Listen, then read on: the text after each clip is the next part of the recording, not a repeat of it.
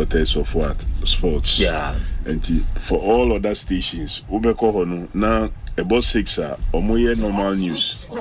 And Sana Omoaba later, no more about sports. But Mumu the idea, Mamu bien who say about 6 open say uti sports news, Papa Bia from across the world, any Ghana as well. I hear no say what they would dial no edit to. Fantastic. Madam was. Yeah, sure. So what Jack to say higher the head the ultimate sports show. Yeah, no correct. I'm Grusa. What all a bankola and Kumasi sensational can find. Good morning. Hello, Alaji. Hello, Monsieur. Morning. Morning. Listen.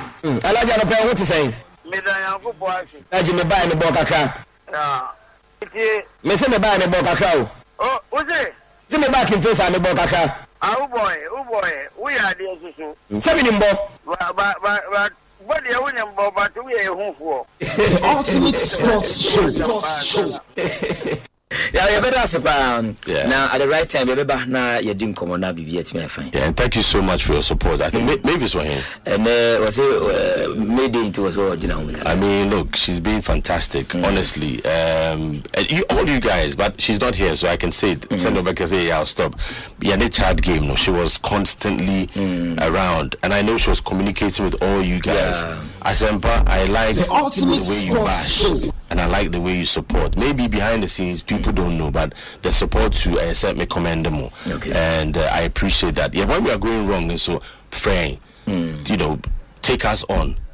Let's say it as it is, and let's do the right thing. So I want to say thank you to you guys, and let's be at the stadium on Sunday on time to have a good time. Okay, thank you. That's it, Coach. I know pay you better. That's it. Me papa pray ball, the radio and TV, electronic games. We Kumasi na Nimo Pharmacy dimension on sama meba onasi okotoko kakra na yesan ko wi wo Kumasi sensational conference. Anti wo dia me no aye adwuma pen pa. Say do Friday conference bo selection na ujina po na china alaji rosho asa alaji ba ho pese obehu squad no na uko oba na uko utimi de no ko park no ba ko ni nyina na yete oni ehwe ni nyina and you won't tell you I won't say there Mumu metimi aboa magana football ya develop no as media the ultimate sports show because who say there Bobia could do quite a high level and now when you just say Ghana football the development of the course this year sanko forward different areas especially media hono na musu nyesa bi obia on the what be the FA honinti on no kra no okra wonka no be no the be number bi just because I was so to satisfy and penny for and only the bar you find develop game no and you know, you have to have a boy homework in the area from the end. No, hello, good morning. Hello, good morning. Papa Myxtro, award winner. Kweku Willison, emotional intelligence. I wanted to take the opportunity to congratulate you since Monday, but I've not been able to come through. Kafra. So you were nominated and you never advertised it for even a single second. Debbie Mama Sukra.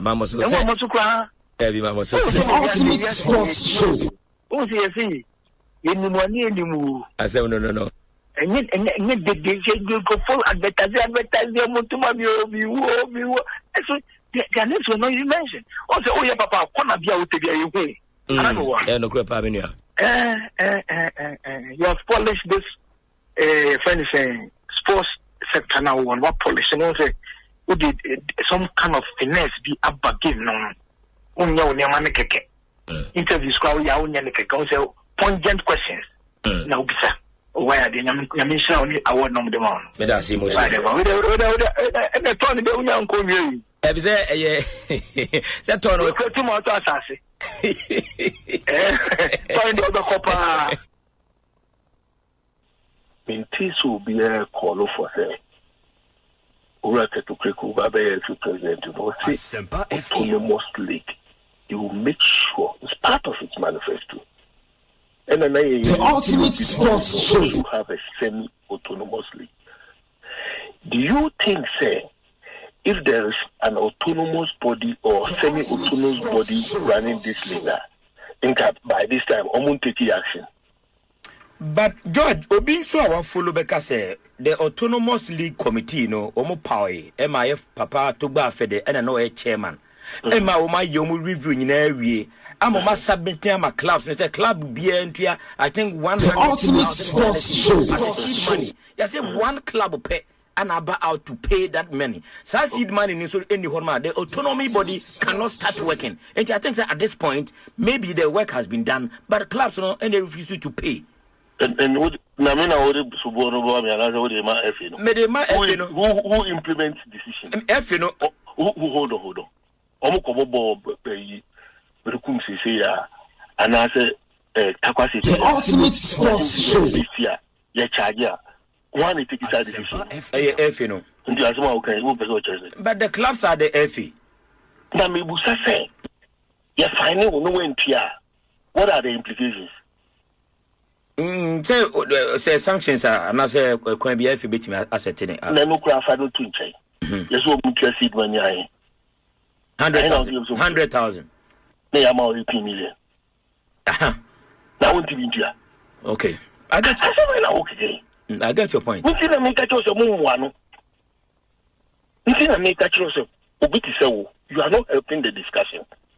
I'm not saying that. Ultimate sports show. You need 100,000 from each club. Thank God you have received 18 million. And see what are you supposed to do? So if you are serious so implementing semi-autonomous league or autonomous league, what do you do?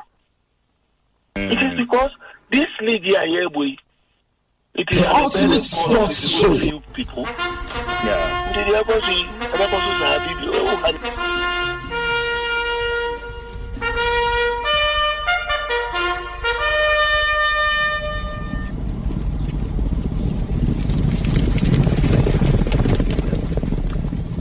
In the name of Jesus. Moka se moye the headquarters of Poswa ewo maimua moye no kwarfo no kwe monka into mo keke obiara iti Asempa sanse aso person obi sua bibie fro no beti wan correct yen se sa no obiara iti ya ne me ba ma baso. Ladies and gentlemen, it's showtime.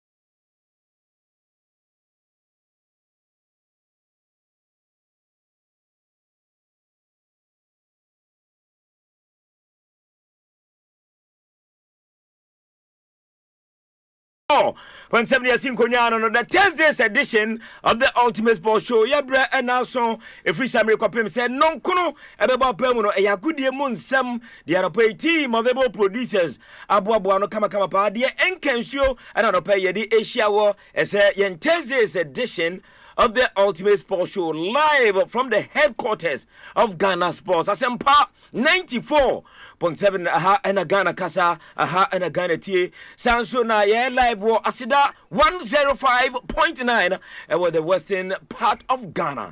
In Tanope, Takwa for you na AT show, no Takwa.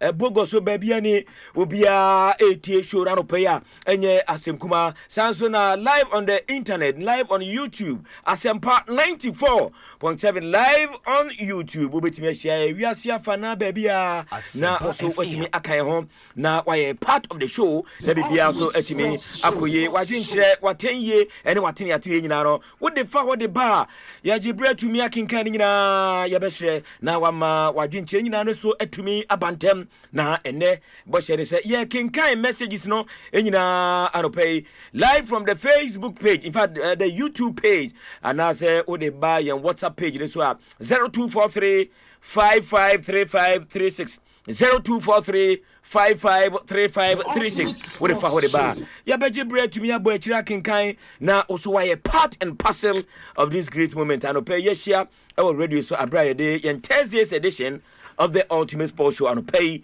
Yedi Asia. Today Thursday, the 29th day of January, the year 2026, the year of our Lord. And on pay Yatina say larger in charge, larger in supremacy.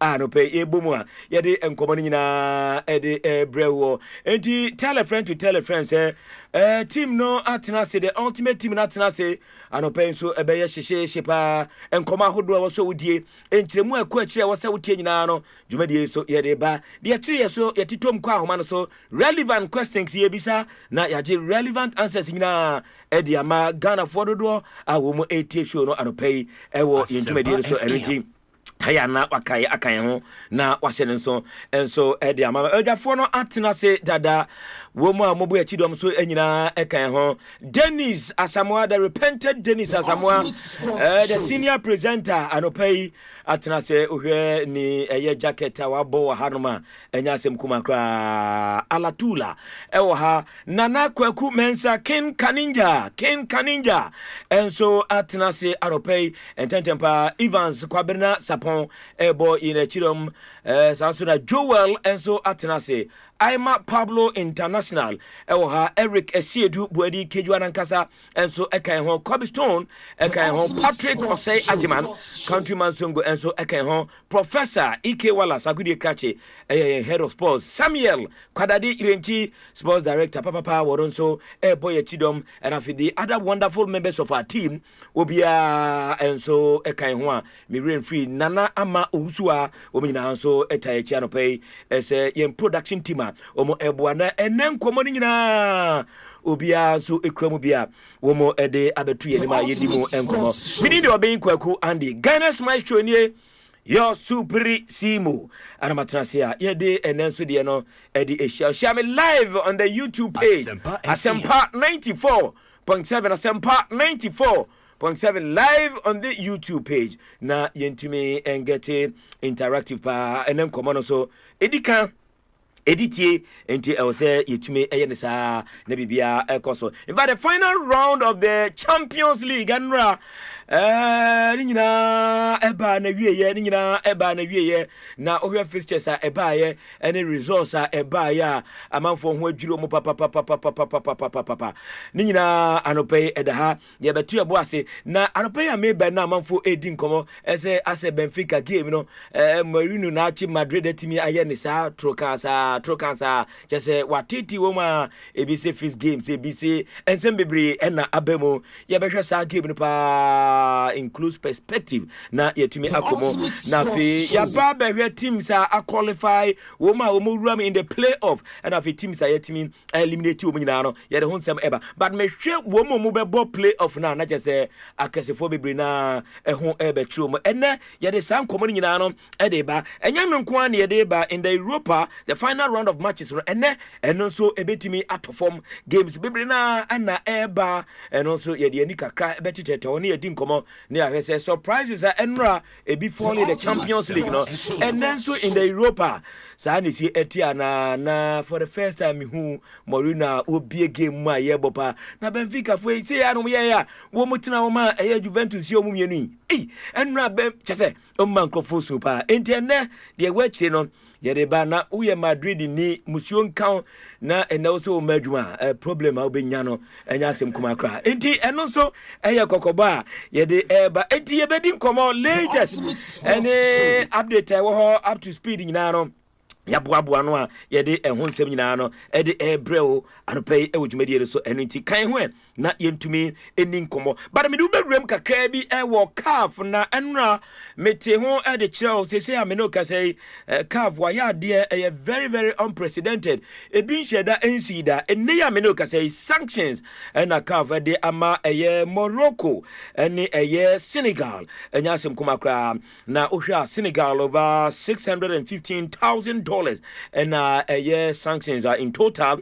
Women sa etumi aka ebi supporters misbehavior ebi nso ye players ni staff also misbehavior and afi yellow cards ahodo mo agye ni nyina wo na afi Morocco nso over $415,000 in total and also ye de abo mo $200,000 stadium ball boys misbehavior and other misbehaviors ni nyina etumi etoda enti wo hwe sika wo mo agye ni sanctions eba enya pa eno nso so yebewuram yate se Morocco ekọ apili ene nkomo kakra ewachi ena fe bana yede ama Senegal coach ni players nyina no anopei eno so da ha ye to yebo ase in the Australian Open so yebewuram kakra na yahwe ho nso kakra eboboba na yede ho nsem nyina no ede abro but yebebe fie na yabedi efie nkomo efie nkomo no ye hyase na yegusu a yedie yenye yadwene se ye twaso sese enam se e wo se po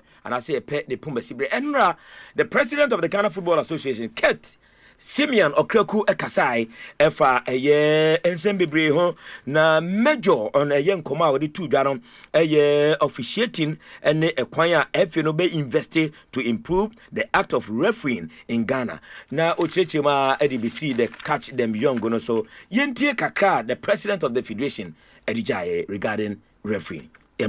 Okay, so I don't know about corrupting the younger generation, and I don't know about senior ones being corrupt. I know about referees sometimes having bad calls. I know about referees having good calls. I know about the unquenchable desire of the younger folks to excel. This I know.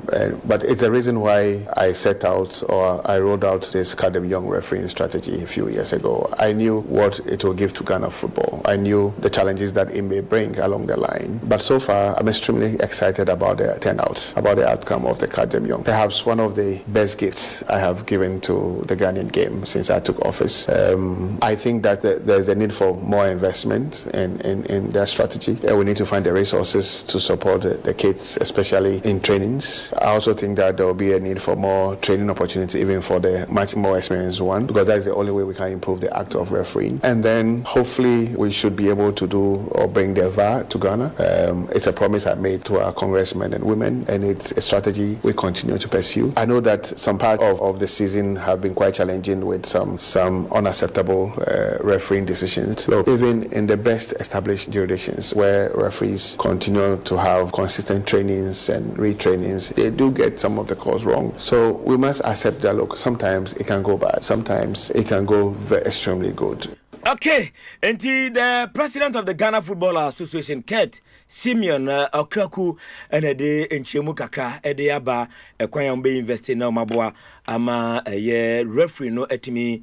Akosuri pa investment no aye enough na omuguso a omo invest na saying na referees no ehu investment no na omo so emodemo no saying eno musi ahwe no mareti netimi apija edi akosoro anopei eno so ewo harma yedi emu nkomo enra yene the former vice president of the FA George Kwasi Free edi nkomo no no dia so bo a wo bo nyina ne say ache pa, and I'm saying in May 2020 and at the Executive Council of the Ghana Football Association no ye krata etina so say ekwan bia so no e wo say omo set up Autonomous Premier League Implementation Committee enne ya me no ka say empanimfo akukudan and na omudi omuku so yenia ya papa to ba fede and Dr. Tony Obin, Dr. Kwame Ban Nuakon, the Lali Senaya, John Ansa, Prosper Ekahon, and Afi Emmanuel Dasobre, William Alassan, woman in I am Penifua, Omugu Committee, to say, ye mom the first 3 months,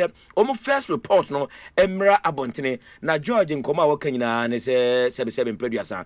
Say, yam far autonomous body antenna league in Swa, Sa and Koma Ebeba Benino, dear Ebetino, and a dosopa, and pay ye di autonomous no, a Honkomo. Ese ehimfa na yadru na akawa na the football pyramid and penfo eka ho asem ese ye autonomy na pyramid na timi apega up to date no enti ye ka investment anase clubs no enintimi ma benkromu e ma sa autonomous ye pe no anase autonomy ye pe no yensa entumi enkan and am say kan no na the PLB wo ho ene wo me supported by the competitions department now so modern mano questions we bring ya there aba ho enti autonomous body a yekan since 2020 no enei etisen edru hifa ne no ene beboa ama bad officiating na tiada ama betting sense matimi atiada na ya ma yeni etimi akọ sankomo no na yentie George Kwesi Afie enkomo kakra enra orijae e headquarters. My surprise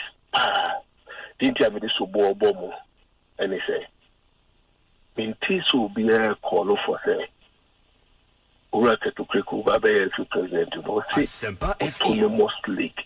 You will make sure it's part of its manifesto. And then you will be saying no, we should have a semi-autonomous league. Do you think, say, if there is an autonomous body or semi-autonomous body running this league, think that by this time, I won't take action? But George, Obi so our follow beka say the autonomous league committee no omo power MIF papa to gba fede and no chairman. Emma o ma yomu review nyina wie. Amo ma submit my clubs say club bia ntua I think 100,000 Ghana cedis as a seed money. You say one club pay and about out to pay that money. So seed money in so any horma the autonomy body cannot start working. And I think that at this point maybe the work has been done but the clubs no and they refuse to pay. And would Namina would Subono and another would ma F who implements decisions? F who hold on. Omokobo pay Rukum say and I say Takwasi say na incidents this year, ye charge ya. One take it decision. F And the Asma okay, who be but the clubs are the FE. Na me busa say ye finding no went here. What are the implications? Say sanctions are and I say can be FE bit me assetting. No craft I don't think. Yes, what would seed when you 100,000. They are more 18 million. That won't be India. Okay. I get your point. We didn't make a choice of one. We didn't make a choice of you are not helping the discussion. I'm not saying ultimate sports show. You need 100,000 from each club. Thank God you have received 18 million. And see what are you supposed to do? So if you are serious so implementing semi-autonomous league or autonomous league, what do you do? It is because this league here, boy, it is at the beck and call of only few people. Yeah. George, how Mami no nim come who here pa because I'm saying this because the FA is the implementer. I also be by force or TSC but say clubs no so almost so league in say no na be boa mo ama pepe ya ba. I don't see why also almost so everything mo na so. Unye sure say you was a body na nka ba this time nyeme ko so bebre atweka. No kre me no ya adwene. Me no ya adwene pa. Because the league is not independent. You have some way how many times have I said they be a class employee? How many times? It's the same owners, the same people, the same people. Okay, Upa say ya, Yoko ana BNI. I'm Fred, the referees committee chairperson. Munko friend, no munko for the phone. You see club owners or one that's a for a friend. I will move friend said the me only me yes, how will you? What friend are no payer? You know what I'm talking about. No, but Ghanaians don't know. Requesting for referee when I'm here, when also betting me match when this is what is happening. But the league must be independent. It must have an autonomous body or semi-autonomous group to run the league independently from the owners. Hey, so George, I mean, we say, oh, slow be the anti bisa obit me yano. George say, that is maybe that's not what you have been discussing with your panelists every day. But Nkomoya wini midi media wiki kura starting minti ya kura wa kura mwasa. So you know what you are talking. Yes, I do, but I'm saying that my listeners say be a umunte into umpese umusotifi. Nanya same way be na mekoka brefia. Few I don't know whether it was 2 years ago or 2 seasons ago. Myxtro near MCC you ya charge George Intifa evidence by Mrs. Sama or Moses will be friend with you. There will be untrue. Okay, George Kwasi Friye. Former Vice President of the Ghana Football Association, Enra, or the Inchimune, okay. Young right now, young Pakuakata Mobos on Ramp and Fatina Senior Presenter, Alatula, Ala Marching. The kind of the morning, Patromage so. Bibiaboko, oh, Yanko Padum, or the Adam Yabia Boko now, so. Yamiadum Boko, Yadanasi. That's still not Dadina. Oh, Dadina. Oh, David, would you intimidate? Nana, who's a bit of a so, baby, I wanted to boot, stay home boat to the edge, man. About 9 minutes and not. That's Antiasa. Amount 9. Amount 9 and amount 9. This is Ubijina Mambo. Hey, Charlie. Edio. Baby, Biabeku. King Kaninja. Papa. Good morning. Sports IGP matching. Now we are there. Charlie man. If you crane or ban swear, Obia Hoye. Yada Yamia send to divine selection Akaye. Yabade tear phone swasi. A man for tuning in Yasam Ketua. Nayanda Ghana penny phone so my imagine say for good leadership and governance in Tino, Omusbeti ha, Senebea, issues several grounds to noa, Omunya preview to do, Omunsabet me aka, na Omotuana Monty, Papa no pay, Michiao, Missanchia Ghana Fonso. Karinja Ghana Fonso, Ajoso, Ala, Papa and Bianaba. Papa, the Daily Graphic, and a dama in Mahano pay. Bononqua, so my nafi, Yemra, Yaba be dinkum. Okay. In fact, and Comona Yashas, I think there was a twasso. Radio dear and my resource. Yeah. Because say we shows no area and come a year bet, not just the impact I pese programs okay. Gradually getting the impact. What you say? Yeah. Now they are not radio ya parents can and yen seminar now with me can radio. Yes, Debbie. What you say? And yes, Anka yet tenacity say and you on some what I said, and Ebia radio be so the obeti atenase can be there. But yeah, radio is Debbie. And then seminar now to make. Yeah. What I said. Yeah. And yabe yaduma. Sure. Send na yabe. Yaba na nso de. Yabe yaduma. Na yaba. Yabe yaduma. And yala sa oba aduma de na bobo sa ko akata nso mame. The ken bra say ne de kwan so mame fa aseda emma na yemfra tiefo ina say what na see no live on YouTube Asempa 94.7 FM. Asempa 94.7 FM obetimi amonita sanso na babia obia no umoti nso obetimi amonita atrotrom so a no ana se uchimi ade ato 94.7 obetimi amonita na ye the Daily Graphic and pay na truthful Thursday enti ye de emma tawu no the Daily Graphic na akwa animu ho a Dr. Mahmoud Baumia na ekasa anopai na the doctor ekanyina eyetiawa Dr. Echima ono de party no enkan ko ehia no papa enti esi ahene ne atu ahenefo etia no mahye no se eda memene da no obia ekwa no wa hwebe bia okotim ede ato se de nura yedi ho nkomo no number 3 na Dr. Mahmoud Baumia eda na Ochima oye committed pa de ma party no enkan ko enti so obia etia na wa hye no nso enti doctor ehon sem kakra na yede ma na se de wunim no okọ Tamale High Court release Pandai election no yenkoto but se sia the Supreme Court aba abetie ni mu se enya de a ye kɔ ne akoto aba bia biem enti MP oteso no ono a ekoso a edi ne hene eno ni ruling anora eno so ebeto dwa anopai ye bochi edi amaw na ye hwɛ the Daily Graphic front page the dawgwe anopai no ye timamufo ene ahemfofo ne timamufo ba bia ye tu fom agudie a ye ntu no kwan paso no nipa ewo ho ene ahemfofo ne kasa papa de omo kan nyina ne se ebeya enka mampanyin momode se saa bia ya ye tu fom agudie a ye ntu no kwan paso no ye ma military camp mra ho ye ma me mama emebo fight against galamsey there enya ban we na shasi o Debbie enya ban we started Debbie enya ban we operation cow leg operation hwan ya ti operation operations bebre nine most nyina aba and say la na baba ye kwoti mema man camp no ho ebetime to ase camp no be den now some of the sites crab ko na soja for entire since and na ebon ebi ho ban ni ade cha se baby a enya dia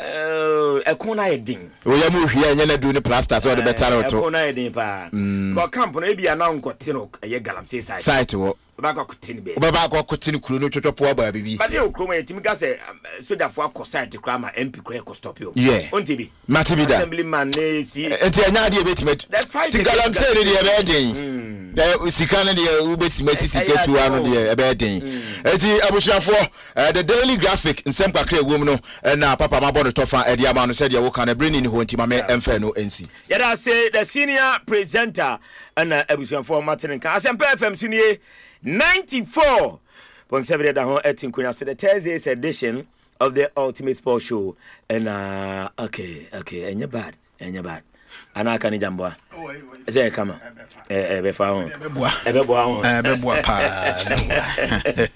technical dia wa fu bio enya bad cry okay mama yem fa dadwene no emra na bia me catch Ghana for said dadwene no opinionated obia ne dadwene enti ye kan ye de na so utie na so de odi aba ye bi lines no de tuma na so de odi aba no an se obehwe se obedi wano ni na bibia aye kama pa okay kan ja yen chase wo ho na fi ye nin komo na we are the senior presenter so emrem na fi ntimi enkoye papa anopai enkomo ho pa na me nkomo ni na ye this week nkomo a ya starting afi ye bom ekwa ya babedu enne ye wade ni na ye match fixing, match of convenience, manipulation of results, manipulation of referees appointment and hon koneba nam krum na yetete na ekoba yina no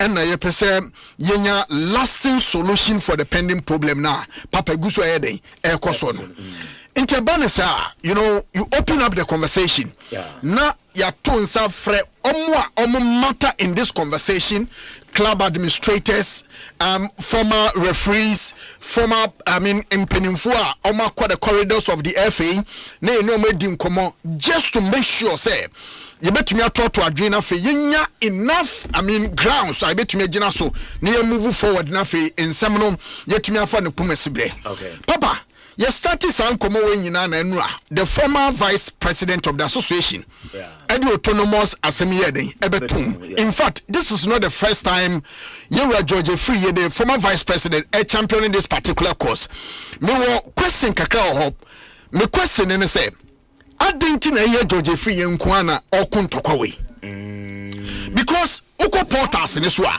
papa many articles were so concerning the autonomous league ni nyina no George Free George Free now the issue on the grounds papa what na se na obisa ho say see person move ko autonomous league for educational purposes. What is autonomous? Okay.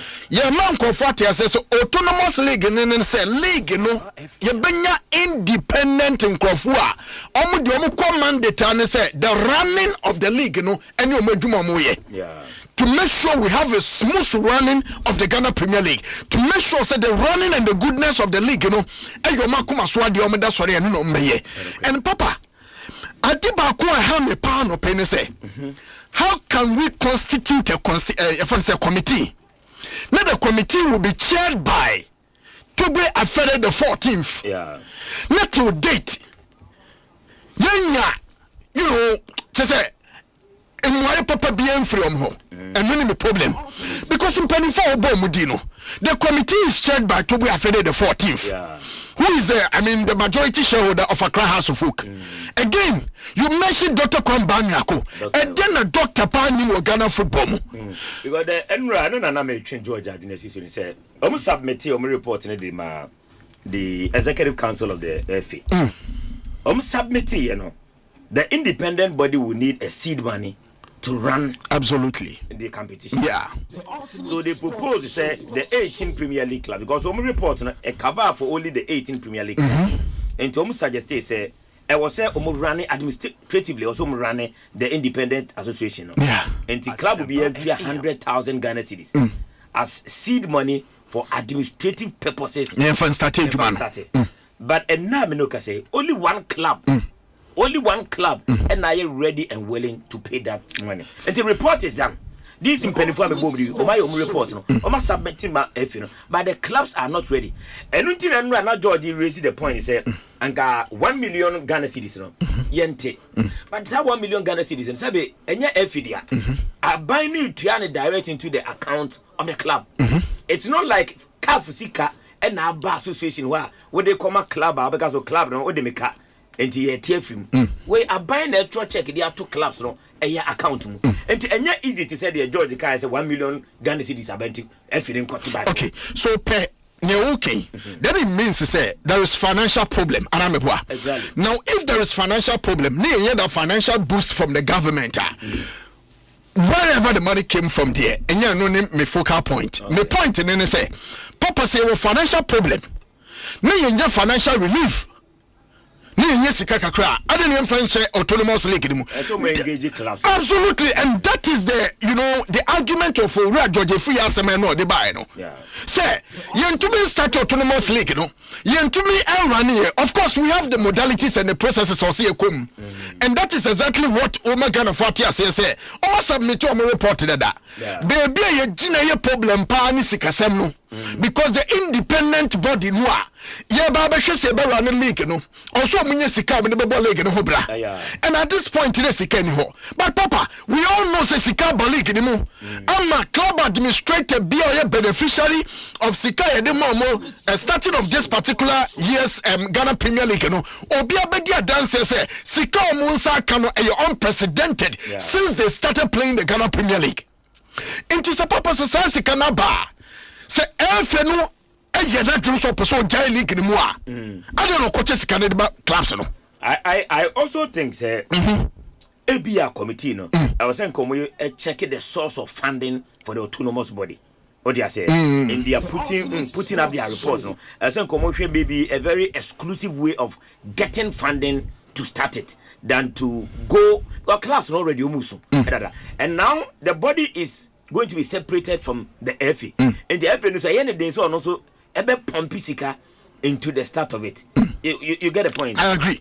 Papa T, nyewo kano ewumu. But the point is say nyewo mo be run league no, omo run league no on whose interest? In the interest of the club. It's in the interest of the club.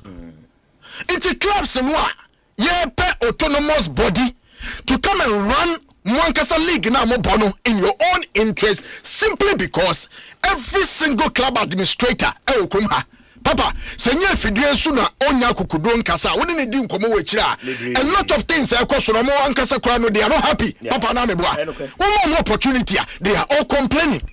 So the point is that if you people are complaining and we need an autonomous body who will have the freedom no to me run the league devoid of any emotions ni sabi affiliations ni baby obi akoma obia ni to me run the league as a professional league ya you be minimize entumi ntu nsam ni bia sekra na sabi impedesa papa we minimize some of the things and na egu league ni mu ase no necessary ba musumu ni sika na sika ba Nyamiato, because he can buy, I am pretty sure the FA communicated to the clubs to say, this is Sika Yensaka, because FA, no, Sasika Yadiabano, your body need to buy.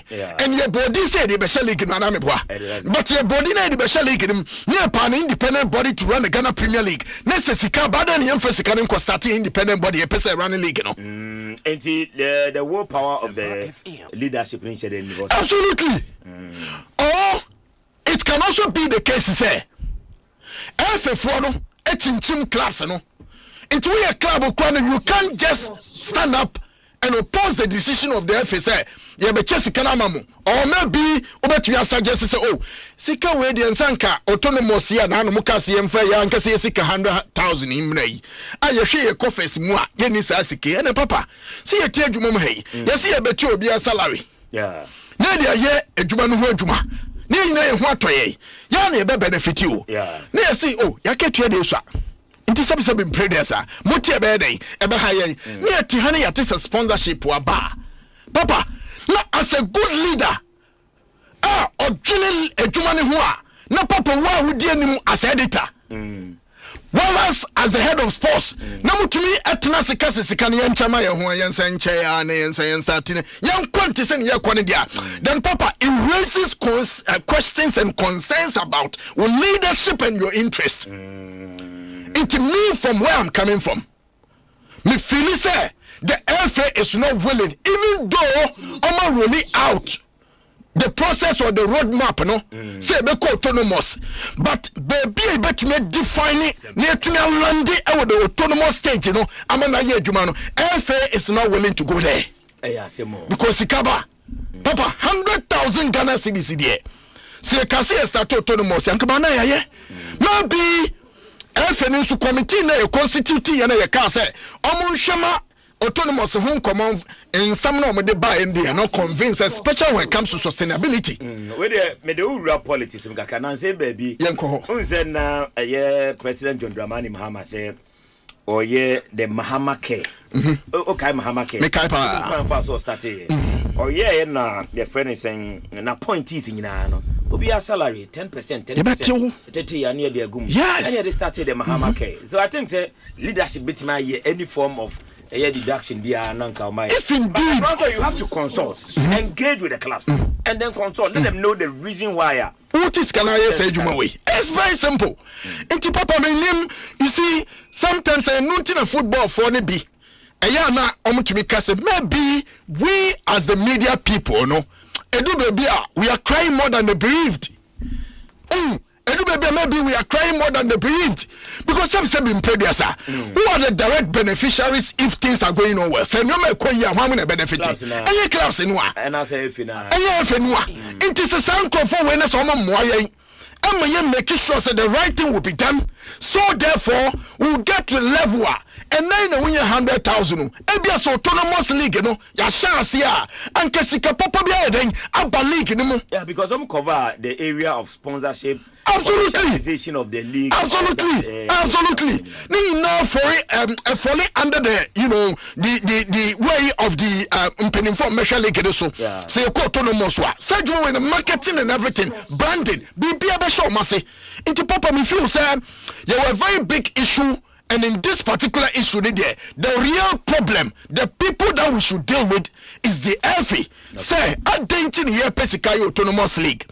Na yakotam sika yenye bide wa Ghana Premier League mo aba yasan Chelsea dia ma clubs no na eguso ye di nkomo so daban ene be so autonomous league na se kwan be so be fasika ana se be faso nye sika ye de be start autonomous league. But kanija homesuma me ye be ba na ye be hwe the investment the GFA president kan ho asem ese be ba officiate me va the report ye nya che se gadget referees no communication gadget referees no ADD in games in the Premier League no metimi confirm the amount say about 90% of the gadget are finito ni nyina say about 90 gadget no ana referees need no say referees ni be break venues wo ma gadget no de ko na metimi confirm the amount about 90% of the gadget are finito communication gadget wo mo referees in any like one no editing company na bebre na say but if no etoye no the venue media officers no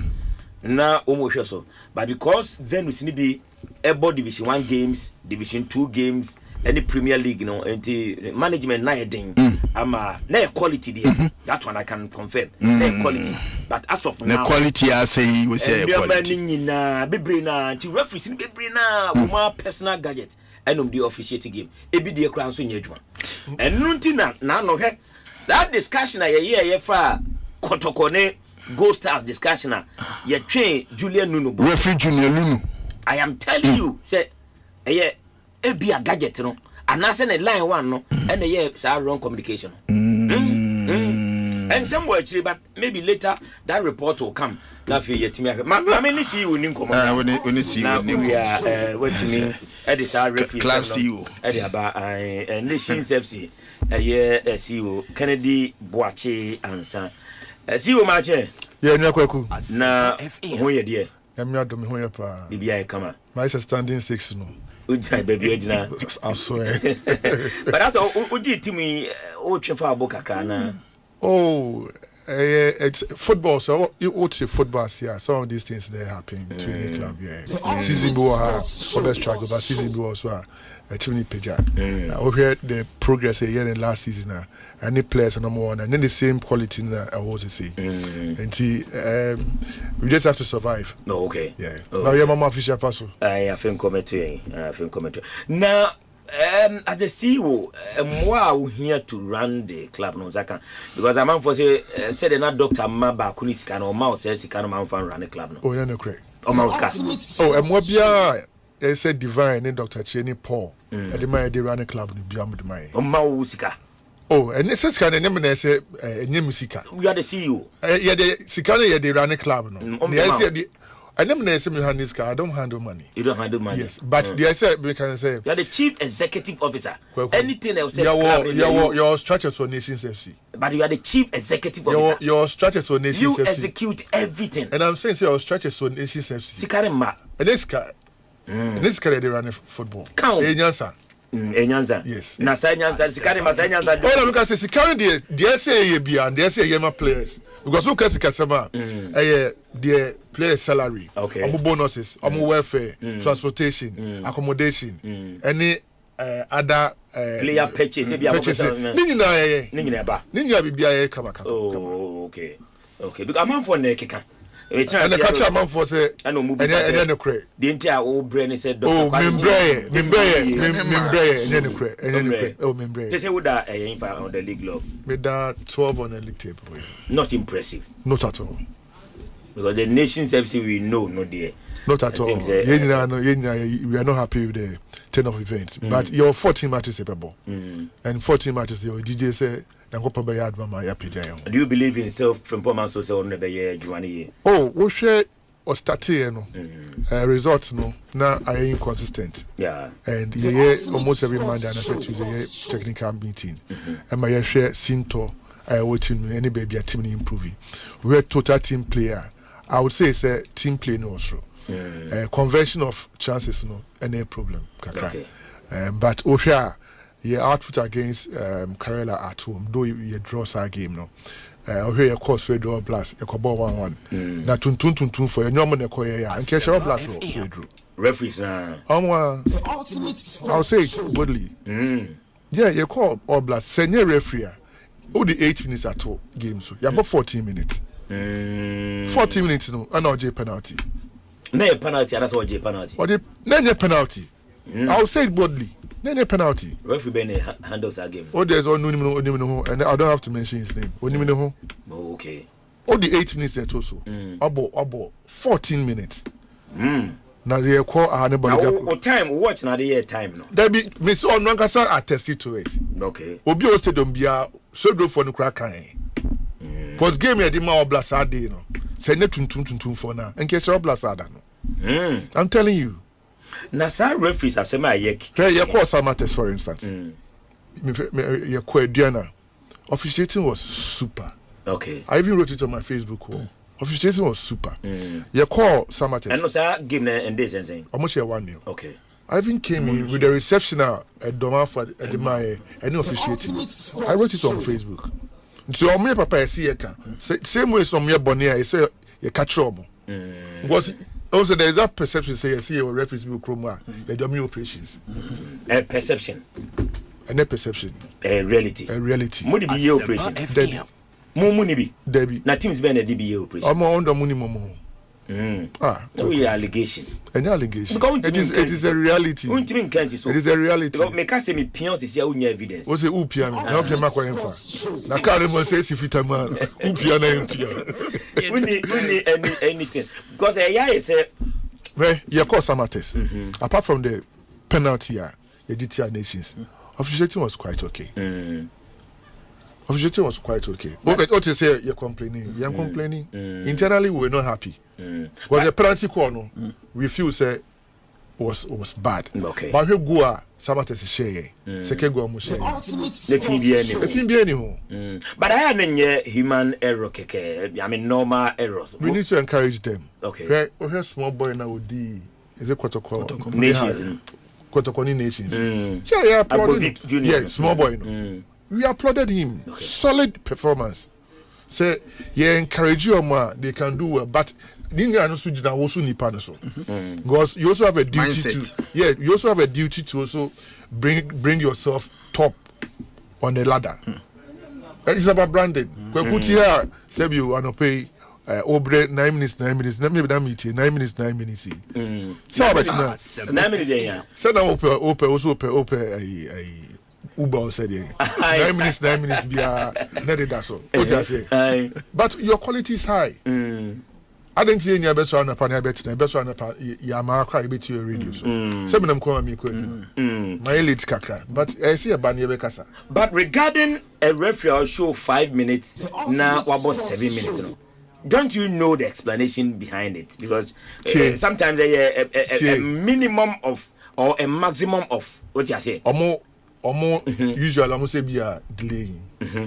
When it comes to game management, we believe say delaying, we rather put pressure on you. It's a bomb. Also, he said there's a new rule, say goalkeeper, ref in the back county. Yeah. Or count down. Now, so I'm sorry. Because a problem. One, so show 5 minutes. No one to me, I'm more than 5 minutes. And a problem. But go beyond it there. It's allowed. But show a minimum of 5 minutes. Show 8 minutes. Not about 14 minutes. And I mean, so a minimum of 8 minutes. So you can play below 8 minutes, but you can play above the 8 minutes. I don't know a show a minimum. Say referees, I'm got somebody here, man. Yeah. Some got somebody born here. I mean, I applauded the boy, small boy, But there's more of a year administrators. Some man among year referees in which one. More. Me phone your party. I mean, be me ensure. We need referee be a number. Only referee be a number. Never. It doesn't mean say obi nations or referee be number. But me personally, you know operations one. Money operation. You know operations. Oh, Shishila Munina. Shishila, management member of nations. No operations. Just from Shishila, you be a nations. Apart from driving Otachi, or maybe be a nations. He's just a supporter and driver of Otachi. Now, Nana Kotokonze. Nana Kotoko, one carry home. On come home. There. Yeah. Now, he's a Jembi Binze. Nana Kuka. Oh, bossy as good. Oh, that's good. Okay. Mate, now, Monday a year Mediama game weekend. Yes. Now, Moses Parker there, every other time on any bedding Komobia, or see this league. Uchi mu eko koka hefa. Say your home club about the show. Game no, the friend Mafia versus Ninja. I know na moma tunidi. Mafia versus Ninja. Kwame Chene Mafia na Moses Parker ni Ninja. We know Dr. Kwame Chene yasem. Enye Moses Parker. Debbie T. Team to team na yaka. Oh, na team owners na yaka. Enye owners asem. Ya ska phone me. Ya ba hwe de wo ska sana person ka. Enye Debbie enye ska asem na meka. Dr. Kwame Chene Moses Parker. Oh, other person to mo ni say me man. Debbie okay, they can ija. Me say, game no na yaka. What's Ninja versus Mafia versus Ninja? Enye Dr. Kwame Chene. It is Kwame Chene Mafia. And now Moses Parker. Debbie me nkasa. Me say, enemy Diema.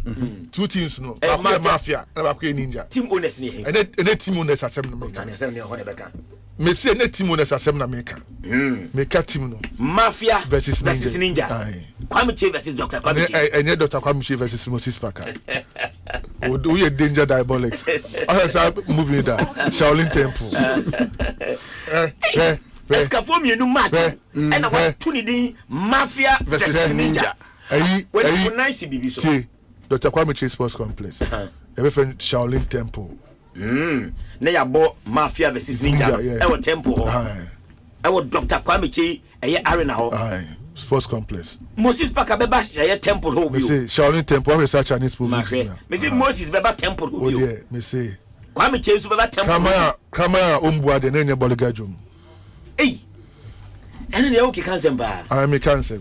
Me nya bro. Ente be Takwa Mafia versus Kumasi Ninja. Gweku. O dey me say Kamara ombua de na nya boligajum. Se me dey memua dia. Na nya boligajum. Okay.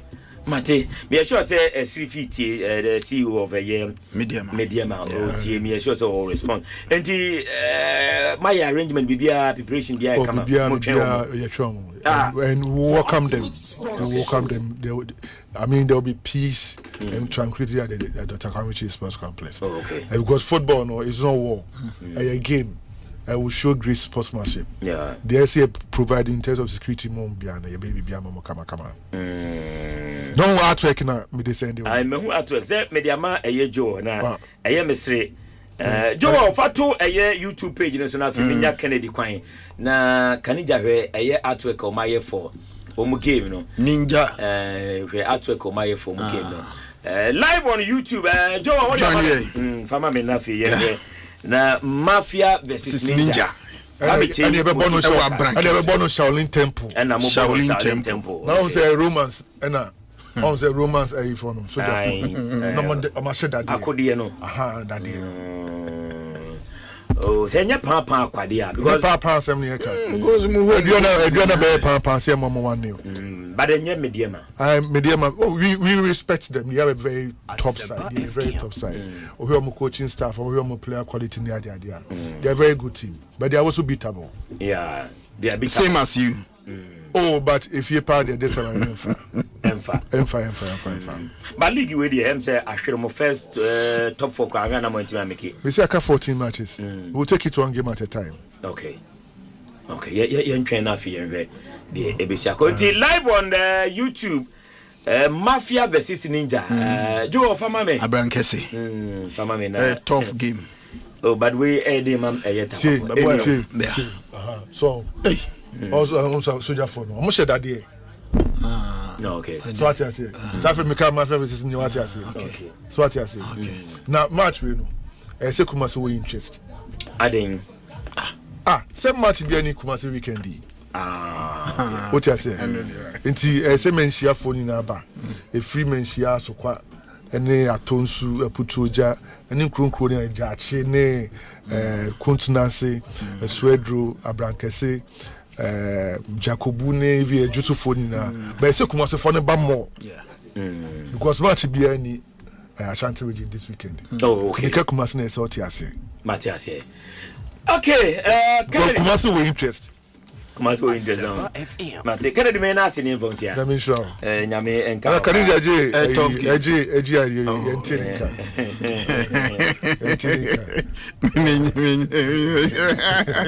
Kennedy ade baba be kumi o baba. Baba be adom nda mi baba be kumi o. Me share me check me be say Kennedy any fine pa. Yeah. Sister bi o say Kennedy. Yeah, so 2026 dia.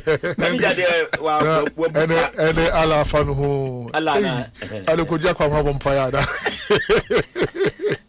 Kennedy wachi ansa ASC Uma Nations FC anope wa betu match ni din o say Mafia versus Ninja Kwame Chase versus Moses Amapaka Esika fomunu entokwa ewo the Dr. Kwame Chase Sports Arena Kaninja na or the form guide no the two sardine ma misa o simple question o Dr. Kwame Chase sike kutano any Moses sike kutana head to head when be boni sikasam mu ana sikanimu hey we anhwe match we be payo we need sikasam match anhwe be payo sa sikasam wenu but David T won say but we so heavy but say anu be hye hey Dr. Kwame Chei any Moses Amapaka say born ni mu ana oh na ground so ne de na Moses Parker be hye no oh de media ma be hye on be hye nations na sika mo photo finish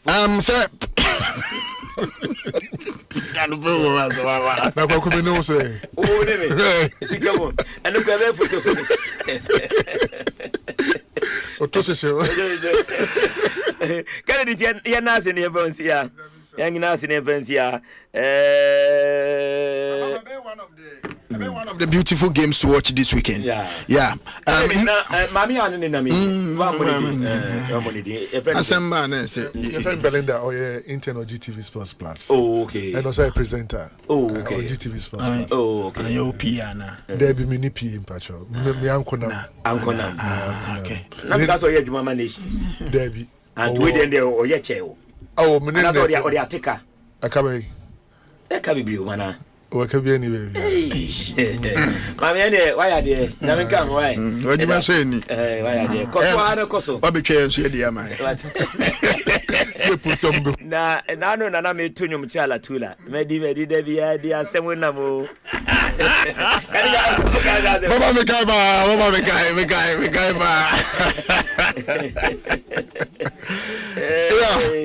Okay, back to our issue now. Yen couldn't come about comra. We are in a German kwa heba. F1 to be din come on na yetimako. Can you come? Papa. What we say?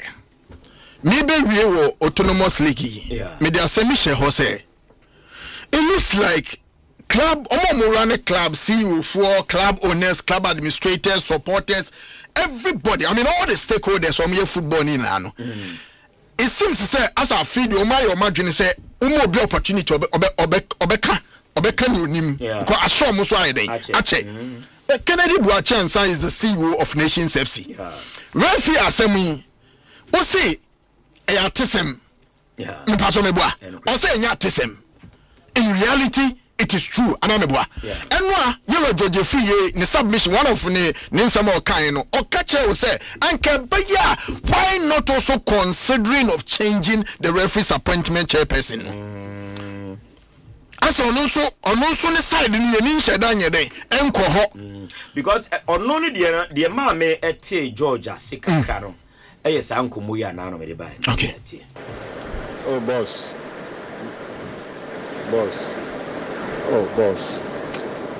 Miraho. Asempa FM. You shall boss. You shall me Jimmy. I'll be there. Boss. Nadia White would I me pa. No papa wa ya mami pa boss. Na iminyan kudibo inpo. She. No papa wa ya mami pa boss. Ade. I said, also a bois, come and boss. Boss, me, Jimmy, boss. The way I am a party, boss. That's why I said, I have a pioneer. And so, boss, I am from so. It's a boss over here, meeting can catch on some one country place and no more bombing. So, in your face, I've been here. Mr. Mamuti as the first I've mentioned, I didn't know. Finch match the room, but second half on the dear, the emergency, second half on that. May just say, may try as a bois. So, to Shire, Sana a year. So, Shire, Sana a year, first half. Now, I be good, but second half. They won't say yes. Yeah, they're meeting the and so your boys, there's no moment to move with him. Asempa FM. But Embra almost share house food share 2 nil fat. And then the kind of Konama baby buka because I mean who climb for summit but Embra there's not tip Akuna must say no and the idea the tip Piara magic penalty. Betty penalty at the Abua. But Embra made chip penalty in a pair. Boss course a buy no about 4 referee so and yes and go to if you sure pan a buy even appointed say in painful more sure say our mudimu or football chinchina yema has of in winning ball course if you sure buy the boss and ya they get to buy 4 referees it's not many option yeah say the sign as a sampaneti no so I mean ocean yeah because of course I have a course I buy it here say or say can be as house winning ball boss I'm a gym who baby engine so I'm a gym baby engine so see boss that's the same when you homework here boss when you homework here and say send me can want some on referees no more thing Asempa FM or some to me about more disappointing committee referees appointing committee mobile more day uraho now mutumine no enya rapport mutumine no eye free so na munya referees be trebia almost bet me aboamu so anya sadia be hajune so the boss is someone modern munya star emi yapa na mende boss. Okay, mama nyawo ya okay. Enti Karinja wo kan ya appointment committee na mede we no e dey atwa adresi say referees no e bi ye agent awo ya we lead do appointment committee. Enti bia na menu kan agent ni nso no e created by the appointment committee. Per audio way say appointment committee ni na create agent no enti what you say enti ti say na be catch say oh the nearest way ye wo ha onim kwan no onim say per near audio ya wa magana for eti this is not the first time Ghana for eti wa ma ya ti ase say opese o games ko ye o Ghana Premier League ni mu a enye the quality of players that what you say and the number of referees are there unim any relationship with appointment committee of your referees na omudi games no and papa say if we mu nyina ya titini na no in reality nyoma koso to senior Kennedy e be to so anopay as the CEO for Nations say onim say referees ni bi yo ha omye adwuma ma nkrofo yi say papa sa no mo we na koso a the league no ubra kra na wo je kra na still nkrofo was shade of doubt but the point I had na Kennedy mo yen say omo cannot draw just like that without showing evidence is it say referees no ye adwuma ma certain clubs why any vague why no so open obi beka say bia Nations kra mo referees are omo boa mo obi beka say bia media ma obi beka say bia betemu obi beka say bia house folk obi enti adan na obi a wo evidence ma bonten nka say e bia team asumasi team obentin referee asumasi eye adwuma man but they are clear because we tie voice na referee ni so metimanya referees be me nsan ma na maye nko appointment committee ho because o mada no mo eye trot drivers koye a no ma be sales ama empenfo that's the papa onim the problem in getting some of evidence out ye pese ye dey solve problems di bi no a lot of the cases, you know, baby, I am a posture. Papa, if you are demanding evidence from me, sometimes we posture and a bema this evidence right amount. If you need evidence, you bet me there solve problem noa. Sabi impressed the way you go about it, you know. And also bema me, signing a son of wa. So, for instance, Tesenia Abdul Salam Yakubu. But Ola was senator, MTN FA Cup committee chairman. Don't mean Abdul Salam Yakubu Shei. Abdul Salam Yakubu doesn't need anything from MTN FA Cup chairman. So Abdul Salam won't come on air to come and do just fake propaganda. Make what I say. And I say, can be ngum kekanon kwatena fi. So such person can be bia. We just have to call him. Me ya tuyabo. So game no wo muache. What are some of the things that you know that we don't know? What I say? Ni enforce ni solve problem. But we say Nasa Abdul Salam Mekai no only evidence.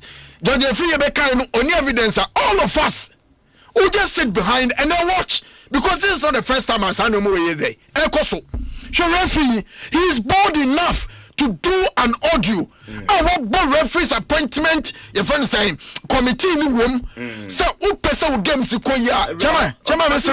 Raw, no, Munya referees bear 3 and now 4. Munya more, But papa, so it means say your bebo league now and for top players now they be more money come first one. I'm the budget point. So the point I'm trying to make is that look, some of these things see you should compare between their first one. I pay for say referees gadget a problem. Yeah, but we are always on air. Supporters are always agitated and angry against the supporters, against the referees. Say your referee system is very bad. Yeah. But papa, system nankasana yede running football no. Has the system supported the referees enough? We are always killing them. We are always saying you crucify referees, you know. Yes, I understand, sir. Absolutely. But that's the system that bomb kakra. We now know 2,500 for FIFA referees. We now know insurance packages. I more STC 50%. And I think say a but not enough because and now me look at say Karinga. Enra from March the 8th to March the 16th. Yet you are Premier League referees. Enra. And March the 8th to March the 16th. Yaba March the 20th. Maybe I'm and no na fena. March the 8th to March the 16th. Sikana babidu. And for the gadget asema okay. Bebre na says it. Enti eshoma sum keke. Bebre na de eshoma. Imagine so lack of proper communication. Referee kwa ha na linesman so de ne de den enamfa. Go ya the salary ya ekofa nsembe brede back home a lack of proper communication and yentia what you say yenya proper communication between the line one and then the center referee and of course a club will be a potentially and konya 3 point in it would have propelled the club to a certain position obetima fighting for the ultimate money ambition for the season abebuno should be the same decision can also trigger our supporters here so travel akwa support our club and say we scored a legitimate goal but due to the incompetence or lack of communication between the line one and the center referee I'm disallow a legitimate goal it puts anger in the supporters papa supporters at time referees so what I'm saying is say the system should try Julian Dieba one supporter or kase sika Bebo Palma, Julian Cra in free baby and Emma. And I find that statement very, very unfortunate. What? And I'm sure, sir, in due time, the police will pounce on that supporter. So, because I dear referee, you know, say me was sick and come Bob and couldn't free a year on. And oh, yes, sir, such a statement that I think I totally condemn. I condemn those kind of comments. You know, yeah. And for sure. Yeah. Nunu de ye no so no wo sika ko bebo pa amanka referee no mfi eye baby ani me condemn such art and such thoughts from your supporters but papa let's also not rule away the fact to say this is an emotional game. What you say? People do all sort of investment into the game. Say no na run team Nikura na sabi impeders and sika odi afaka. Ebe okumase and wa faka free kumase akobe bieni. Papa, the risk involved and everything. And also the form of the contribution to the club and also no. Anamebwa. Inti yakodu baby. See you call ye in a bia yasha goal and obi anim say the ball is obvious to say you go papa who will complain but yasha goal near disallow no later obeti commentaries behind the say referee na bad admit it what you say what bad admit say the club no ye can wasem no the officiating and support and complaining am sunti all threatening referee no the referee has finally agreed to say the decision was bad or poor on the day papa if you say buan command say referee required wa mabontin ni papa technical director or the referee's technical assessor a former referee as well Thomas he's a technical assessor and referees could dig game be a technically woman and he bisa no say the position of Nebano any decision of absolutely what you say and like I'm saying it's possible I'm about 99% possible say na gadget in here juma BPH line 1 no and the catch and number 22 JC no any piano BBI clear now no okay I think last year or so there was a game in Kumasi I know so Bobby Twat the one linesman made that switch in a hole also later the linesman came in and granted an interview say some officer omuye ne drew said na ache no na gina ho and we Julian there's someone yesterday said line no ebi obeka che Julian so me hu so obi push obi but you see in goal scoring no say what line so as line 1 and line 2 na ball 20 enye wo kra na wo say o flag so you go you run to the center enye go you stay there na ujin how na wa page flag na wa chese BBS na I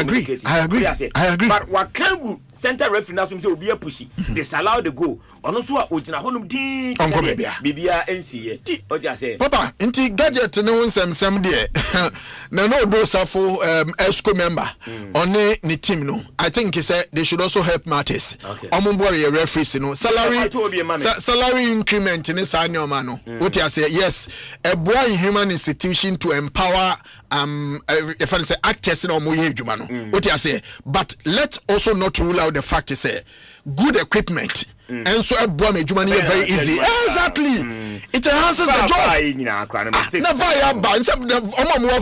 mistake papa mistakes ba ho nti what I'm saying is in as much as we want to improve the daily living of your referees cinema omusika sam no bibia be code nim no let's also pay critical attention to how we will improve our system no the gadget system no and also be boa amache se omunso adwuma na moye no some predecessor because papa the way what perception be about referees will come hado what you get the referees in for come asama ba o but not statement there will be say referee nam ne be na obi di bibi ko asama ba and na o shechire in fact the official statement CAF disciplinary board no imposes sanctions on the Federation of Senegal and the Royal Moroccan Football Federation. And Osha Kanija ended down total fine unprecedented $615 Joel $1,000 and no na the ama Senegal na Osha seen it here $300,000 for supporters misbehavior, 300,000 for player staff misbehavior, and 15,000 for 5 yellow cards received in the final match. And Papi Tao, their head coach, suspended for 5 official CAF matches. $100,000 for bringing the game into disrepute. And of Senegal players, Iman Ndiaye and Ismaili Assar suspended for 2 official CAF matches, each for unsporting behavior towards the referee. And no, for Senegal. For Morocco, fined $415,000, $200,000 for stadium ball boys misbehavior, $100,000 for player staff misbehavior, $15,000 for fans' use of lasers. Omunkania no this to nkoda na ninkofo ni no and afi Ismail Sabri fine $100,000 and 3 official CAF matches. Sharaf Hakimi suspended for 2 official CAF matches and no for Morocco. And of course they say na position it CAF rejected Morocco's appeal no CAF ato naturally ne appeal na say yenje trophy ni mano ya bowie na obi di trophy ko yenje mano. I think sir where I disagree with CAF officially Senegal omo winners in no de yemo obi ante says officially still it stands as Senegal for Nigeria. I mean this year's edition of the AFCON baby me ne CAF fo nya adwene papa papi tia o de no me ne CAF fo nya adwene o adentia because the Senegal team wasn't under attack our field no so supporters invade the pitch no near kase the players were under attack, so therefore no the coach in decision said players in free park and so for safety no more dressing room no understandable, will make a lot of sense. They weren't under any attack, but there was a park. Absolutely, they should be there and protest. And for them to say dressing room no a coach and a show so dressing room simply because they disagree or the coach disagree with the decision of the center referee. I think it's a 1 year or 6 month ban for Papi Thiaw would have been enough to serve as deterrent to other coaches now can say on this big stage, because already Papa one can say the commentaries from the Eastern world no send them who you game no continental tournament. Absolutely. Yeah, boy a tournament in commentary about home. Even say you pay a players and come more free various clubs on mobile. No more but the continental, a biggest football competition. Yeah, boy Africa ha. You know how brofono perception city. A bim to me go to the extreme level of convincing players is an African cup no. Yeah. It you do this stage. Now you final game every single person who play football be any day not a coach of a national team. Yeah. A coach who is professional enough to know say some of these actions in not only on Senegal but on the continent football no na o take said decision na can for quarter they mo take decision Mose Yamano 5 official CAF matches ban. $100,000. A 6 months or 1 year. No what if you're trying to be a free bar. Okay. Obibe who say no, yeah, bomb match. No matter the outcome, whether you agree or disagree, you don't leave the pitch. Okay, Ken Kaninja, fantastic. And Mike Bonsu said, good morning. Respectfully, if we are exposing the referees, I think we ought also to expose who the boss is and his team, because Hasselfolk has been implicated indirectly in the audio. Good work, but total exposure is needed, irrespective of who is involved. And my Bonsu Diaba was it Yabo Hasidian? Yeah, expose has, but the Queen has Hasidin woman think at boss no. Yeah, expose the boss and Casanso. Yeah, more boss in the was her referee in the match chrono so ever her. But with him, yeah. Oh, that day, I said, can you that? Anna, Papa, oh, meet my name that day. Martin, sports IGP, said he be a crowd. Martin, crowd, me, Toby. No, hobby. Wow. I'm going to cast sports to me. March here, referee, can watch me. Oh, okay. See what cray, boss, has any timber, couldn't a boy. Yes, he empty. Okay. Me and me moody. And I'm off also be some years me moody. Now, boss, and then say no, there no be him. So, almost appointment committee, assembly no okay. And so be him appointment committee, so ban it down. What the banner. So we referee, no, or your audio no de command. Tima on the house boy, you know. Team owner, no. Oh, okay. Boss offering in a the opponent team owner, no. And now all catching so I am more be na. Onko so be boano nemum oje penalty no course e buy no so say to all your voice a catch team na ne say dey me koye nyina de nkofo na frame me say mama nyi penalty and no some man solution in going forward say until be agent man no pay referees me amano but onwura appointment committee ho enti me hwe obi obetimi atem that opponent and this boss no say and wa wonim ne fabre na o de ba no crab aye a coupon for one lunch bi na come any more de pa reward we there a handsome package pa okay mami come enim na VMA lines no enso entum kakra. What about the center referee who created the confusion in Morocco and on the sanction be anywhere about the amount for now. Good morning, my show. I've been on speed at the hour no so at the buy and earlier one no if we inco Joseph inco good morning. Yeah, sure say bibia kama pa ma o messages no emra na yenkenkan we say good morning. Watching you live from Kwabenya. My favorite sports program is on with Papa Myxtro. Greetings to Kero Kreku and the sports minister and Michael Ajano way so the by even course ni ready yanku anime na yen hwese de city. Okay, this one says Myxtro, please tell Kaninja that fines does not just come from the head of the DC, but it's defined in the regulations. And Nana Safu Odru at the Eba say fines are defined in the regulation, and to say misbehavior, how much you should be fined, no, Nina a womb, and yes, be a coach, you know, Papi dear no, Case, Ocas and Concobe 1 year, no, Parijan, the editor of the Inquisitor newspaper. Good morning, no, Sequaku. Hey, oh dear, but in December, I can't hear no pay me, but I tell me, Yanko calls on his own. Okay, 0302216545. 0302216545. 546 na fe yintie moso calls kakra I'm doing proper production for you. Kenzo enye de hia ni machine no mame kofa machine enni hia ni wenye bia machine esi o mame kofa machine o ye is Kenzo and the Kenzo so a staunch has a focus supporter. Okay, hello, good morning. Hello, good morning, the rich Papa Myxtro. Kwaku, Holism, emotional intelligence. Bibi abakode kwaku.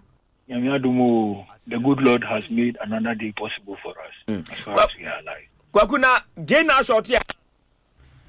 Ose? Jane short here, and I say Jane or town. Oh, dio. Ne dia na short here. The one here, inflation was down, man. The boy thing. The boy thing still. The parameters they stated. This is the inflation about 5%, but still the okay. So dealing crops into maybe say. So go no you name kola from where the name quite papa be the pound ya be 300 Ghana. I say normal. Body ni husu ehia. Mpacho ma mintiwe. Yeah, if when you say Argentina, we say there is a particular club name when it comes to this fraud as far as for instance this officiating thing the concern I would name you mention. Timber. Accra. So it's analysis when the name Accra was just was dominant in the entire investigative way. So there was this guy's name who was mentioned who was fixing matches for Accra, and then that was what broke Suka's name Utupuni. Was able to recall. I'll call you upon you over Nasian. That the name House of Folk was mentioned. This referee thing that you have been playing all day, all time. The name again. But what is the match? I wouldn't know send the mammy with you. Yeah, yes, and the mammy with Chatham. And I can your friend is I like his submissions part where as far as he's going. What's it? Solely a deal was and clear no too much. With officiating, this baby I can make my money part 3 penny part. O sika ye di shege mu o top player o cha player ka obeko training o check welfare no wa san go to referee but un say we can say Asante were interested in Sunday match na okay and the truth we say should Kotoko win at Bando ebe Sanya ba Bebre ba but say o foreign import bi o team no say yeah Apengasa or call mention no do for business at the Nkofonko Stadium. And I want it. Metepa. He should have given him the answer straight and only answer. I've been saying it. We lack quality, Arameboa. Like Nyantetis interview recently, there is no quality in our league. And locally, no team is ready to pay local players, Ghanaian player. We are sure say yes, Kotokonya player, but a local player, you tell $2,000 a month. I'm for Beba. I'm for Bakweno. What do you hear? I'm going to go or say. So share against out of line, not share against the Ghana FA Cup. We won't go for Sunday, 15th of February. But that's it. Good morning. Can you win? And referee penny didn't come on. With the name Mugu. Or see, you two referees, no, Memano is a man, dear, am I? Na a man de enema ama a man bi ho ma referees no wo wa no afro no wa je besia kakra obisa besia no wa nya bia na wa free club na say esi kan ma yo enti say na bi kran so e relationships that say what just come man to about match ni na oh penny bi no ma obo mi ko e man no me get you over bi abako. Hello. Maxwell Agege 205. Couldn't send the Bagana. Hey, Adumana Nipeni 2026 today. Any bread Mancho. Any abreba. Could be Papa Mancho. Maxwell Agege 205. Over Juma. That's but 2026 here. As a Pamon issue, that's why she power. Men not down crowd. The other chip can endorse. You go see you do a chin so. Yeah, that's it. You are so very successful. Yeah, that's it. 121 years hot issues no abasobono obebu bi abaso a be 40% nyenye na say 60% near say nipa ye treat nipa no nipa eyenu yi hallelujah ne dia me dia na me sheda emfo aso bebre because nipa ne de wato ade na no say ade ni yi nti abasobono say less than say nyenye na say kan more na o ya ade ni yi me dia no kwaku oh yes kwaku na kwaku say aduma wo yi me sometimes bibi nya say me buy me tumi no eko ma me no go relationship pa no kre yes yeah about here about so say nye holism sa nye holism sa yeah no ko ma me na wase ko enura nya say fan aba for different committee Ghana Football Association hacks for folk assistant coach mediama versus us me see wo hono no hacks for folk assistant coach no punishment akodi ama no fine so akọ me pacho ball no you go we see at say ball any grant interview me ball hakra yes kuna then na different committee ni tumi ye fa o to mo sa fair boy na boy ni say mediama player ni catch ni say onya ball ni to no mundile game no pacho anya sana boy ni kan sa pepe it's a day na mpanifo enya de fa bobo no say bobo no aye interview it's say ye aduma pa e say bobo achi na olara mpanifo say tumi kano Maxwell na bobo ni there on what grounds and I say locus ben or no onye stakeholder or no there me that is obu sa question we me pa chewo say sia many o ni no studio we fine sa ba for afcon no but bobo for so obu yeah thank you na bobo locus ben no more but say we am fine ball boy neighbor yam fine ball boy bia kwaku ekwa de ma Morocco for me pacho we boa kotia Morocco yeah thank you so Morocco for the ball boys me buy calf de don buy calf de don buy yes and na calf no e fine Morocco for no send the activities of the say tell say misbehavior what you say and you no so call emrenum in kafa who misbehaving in any game sanctions and regulations no are spelling it clearly yeah koko uni baby a me fiba no me ma to say akwa na grant interview awu na say you person your ball won say the players no tire sare man pa it akwa na say medium player na ka kire na e say tu wuram ni wu medium player no na medium player so check to be call medium player no after what matter na medium player nka so anka hwi ancha akoda no so ti na me catch say the investigation wo yeah me say you be kogu asemo no me kan kogu e na me nu ka say e to a show pass a voice and pure bonting ai ni pano ebo defense baba boy jaka tell say ampa na debi thank you you want to do this baba boy jaka tell say ampa and I said your friend is for team we refi ni din kakra omusu di wom omusu baba boy jaka tell say ampa yeah Baseke Holy Stars yes yeah but when you come out o pese wa di ni no una be poetry one man said you make you on your investigation you nya to what house o pade ni yakwa ko brade ni hu o pade ni ya o brade ni hu e te say ye mpanifo no e to anamo e fata e we sa nyema na e koso no say player e dey catch ball boy say all the class win na e yes ade no e normal e class no o bia ye mini ba kuku efim e te say e na kasa no e ka ball boy dey commitment na so e dey aduma pa rerumpa e den kwaku e enu ani e ba bonti ye tie different committee me pacho Port City any pacho mo dey so da be na be ba bonti nwanwa nim di ntikura chesa e ti na want to make that me ntia say ade asi na fine sa ba bonti na 3 points dey gusu da hono mo na ye hu ni ti hu ne nine na se ni gusu da hono mo ye be simple before and na mo to different committee FA no a subcommittee and FA it yes any to one and then we hear the first and we it ye baba be tra ho na league ni ba be ko wiasa na division na ba bontia na de bia no na nkofo nya nsem e de ka FA no say division 1 de obi be ba ye ni mia oba na ye ba ye 6 points de amobi and na ye ba be ti obi points and san ye mu oba na me da say Maxwell agege 205 0302216545 0302216546 hello good morning apemwache Razak experience man, you should experience me nkoi. Pepe nyankopon dum ma bedrun kan so nwie. Makusi me blaba. Boko echi boko. Nti me twen maso me twen somebody na why. Mate beba. Maso. Ma me share one man support me say blam washe. Me papa pa no. Abi obi anyankopon sigin. Maso, uti. Meet you pa Razak. Unim, maso la geje onya botre. Unim.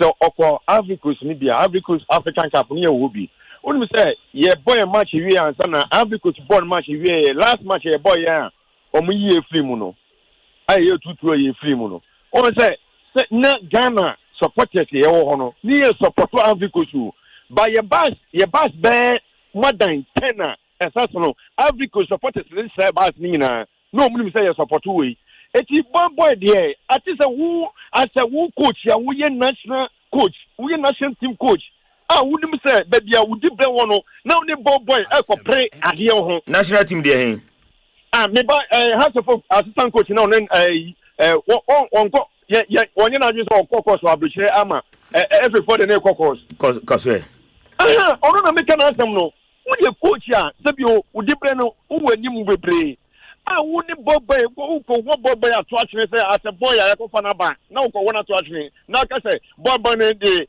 na nimu asama ba ntine ye nyina so nko twe boy na so eno de ye fan to wo dunia me ko manimu ohun o say sama wo bo tape no ohun sama wo bo tape no say wo tie yankasa coach no referee ne kasa no wo tie nsam wo kan o do kan bibi say referee appointment committee no ebe yanka has bonwura ho ana panyin na one ne kasa ne bonwura ho ana so boy kan zabe pepe no kan etimi passion one na ya appointment committee no ana panifo no mu gusro ho na omunyina so chinchina has for ku wini match no enyenye bia mo ye hwehwema hu panifo nkro ebi say oni mi say Ghana league na ye bono ya da bia me kasa ho me efefo no mo ho no omumfa feye omumfa pepepe nye adwuma se ye nya tape we ti say se Myxtro botepu opa mamka se sabi producer keke koko ni munyansa na he de besisi ya ana so le sabi menka se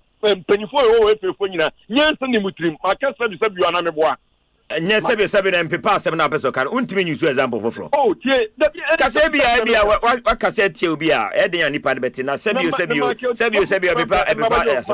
ye papa plempe wa anu ayi Baumia assistant. So what's the you pay? And I may say Papa Asem no cancer be on say home. Why you know? Razak experience man. Sabio, I no pay wage me. Not just say my ordering. Let him be dinner and medino. Never me can Sabio, my Razak experience man, I no pay we are chrome for. And then me say. Me di obi die na ye mfa to ho na me ka se me ka kire wo saa na me de ye mfa to e se sebio Razak experience man o ye kromfo me ka se be ni ntina je se me ni watem saa na be so kire what me say enti you to foforo why okay me the American say wo se me use foforo me de sebia to ho eti me the American say ye mpani fo no ye besre mu bebre so when you say we Ghana football now and I say referees no muntimi ehwe mu so a wo de best say no changes bit ma bam ye wo ho ye timi ko fa to go referee and unti na ha me bo ye papa obi to say KK Sapon Dr. KK Sapon one start am na ha sefu o we kwesi ye ntechi na ye nyama bi koye no so for omo yo mo film so mo ko ball top 2 supporters the parudo ekoye but ye nya has the kotoko okromu ha omuntimi ntumu na nsi ho champagne form wo kotoko sisi a pole wi ye nya yi GF president control Ivory Coast ye campaign ni ade wo koye ne campaign wi ya ansa na wo ba si kuma se si kotoko si ho no ye ohini mo na kotoko Razak me na say mafo from Ryan for final caller 0302216545 oba no snappy. Hello, good morning. Hello, good morning. Chakapama ni ana. Metacha number 1 coach ni. Yankoi. Papa Myxtro, Mamentia Ghana supporters ni president. Alaji Polo 4040. Any executives ni Ghana supporters. Ghana supporters ye Bojuma pa. Papa Myxtro Ghana for ni say GF for Nyansa for. Ghana for na obieni. Sanse sabi tafrache sabi Jimmy Fon ko World Cup. Utumi people nyama yi na plan yi a na utumi qualify ko World Cup. And that is the pre-atiato that the GF no mukita yi iti obieni wo Ghana ha say. And no excuses no examples no yemfanton chen. Papa Myxtro I think say CAF for many omo ya tempa. So Niama Senegal for ye na a hard game. It's so much fan I'm a beer me jump me baby was so tina say the next time around no obi nkonko ye nyamasa e be say cast of folk nso pejo mo ho ne so after nso GF nso njina ne na so all these referees won sensem betting won sensem no GF yekere njina mo na so na mo bo adwuma ne ye dimudi pa yirim sem betimi aye me da se bebre papa Myxtro yemfa freni na emfa ensia na yen homeso aropei e wo show so kanija enti yen homeso kakra yeah papa yen komra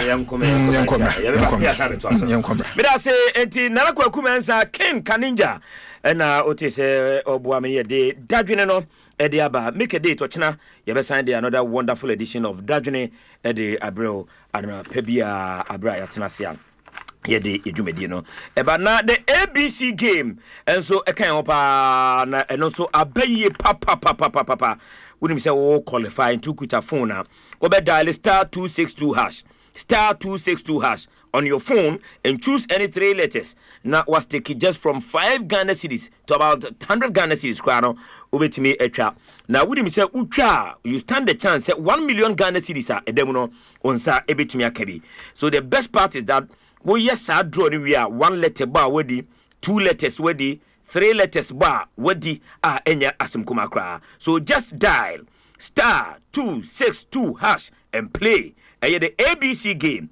Life should be easy as ABC. We know a license and by the Caritas platform no so announce to me account ubetimi trebi na bibia.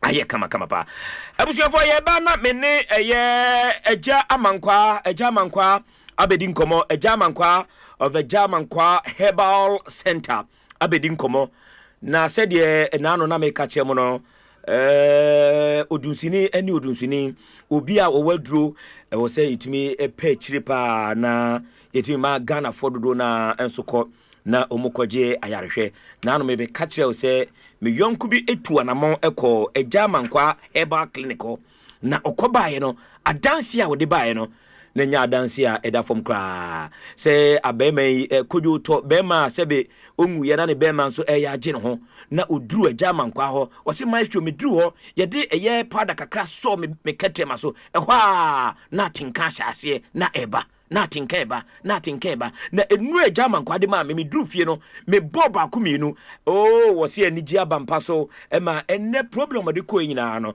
chese adanse no edo so pa enti nkomfikyire eja mankwa of eja mankwa herbal center anope ye ne eja mankwa edi nkomo eja mache Ghana Myxtro mejo so na bibia bokode Myxtro me ho tene setwe konkono fantastic uni se emfie aduanani 40 years ni minsi ayase bia da odi at hospital bi so o me document o me nkrata on famra bonten because me den haban no ena ye adwuma wow me di minsi no ena ye adwuma Myxtro Bible se mom yenka tete atempon no na ye mfa so tete atempon no ene de ehi eye minsi ni enkohina na tetefo no ye dai elinsu enna na boa mo enyini ye dai eche etimi so no pa me be mabbo me dido say dika awura de timi ho de se twe konko no owura Myxtro yeda say me tiu voice no kra me tumi sa hodin ahodin next time o ba ya fa dudo ni bibra yedi beba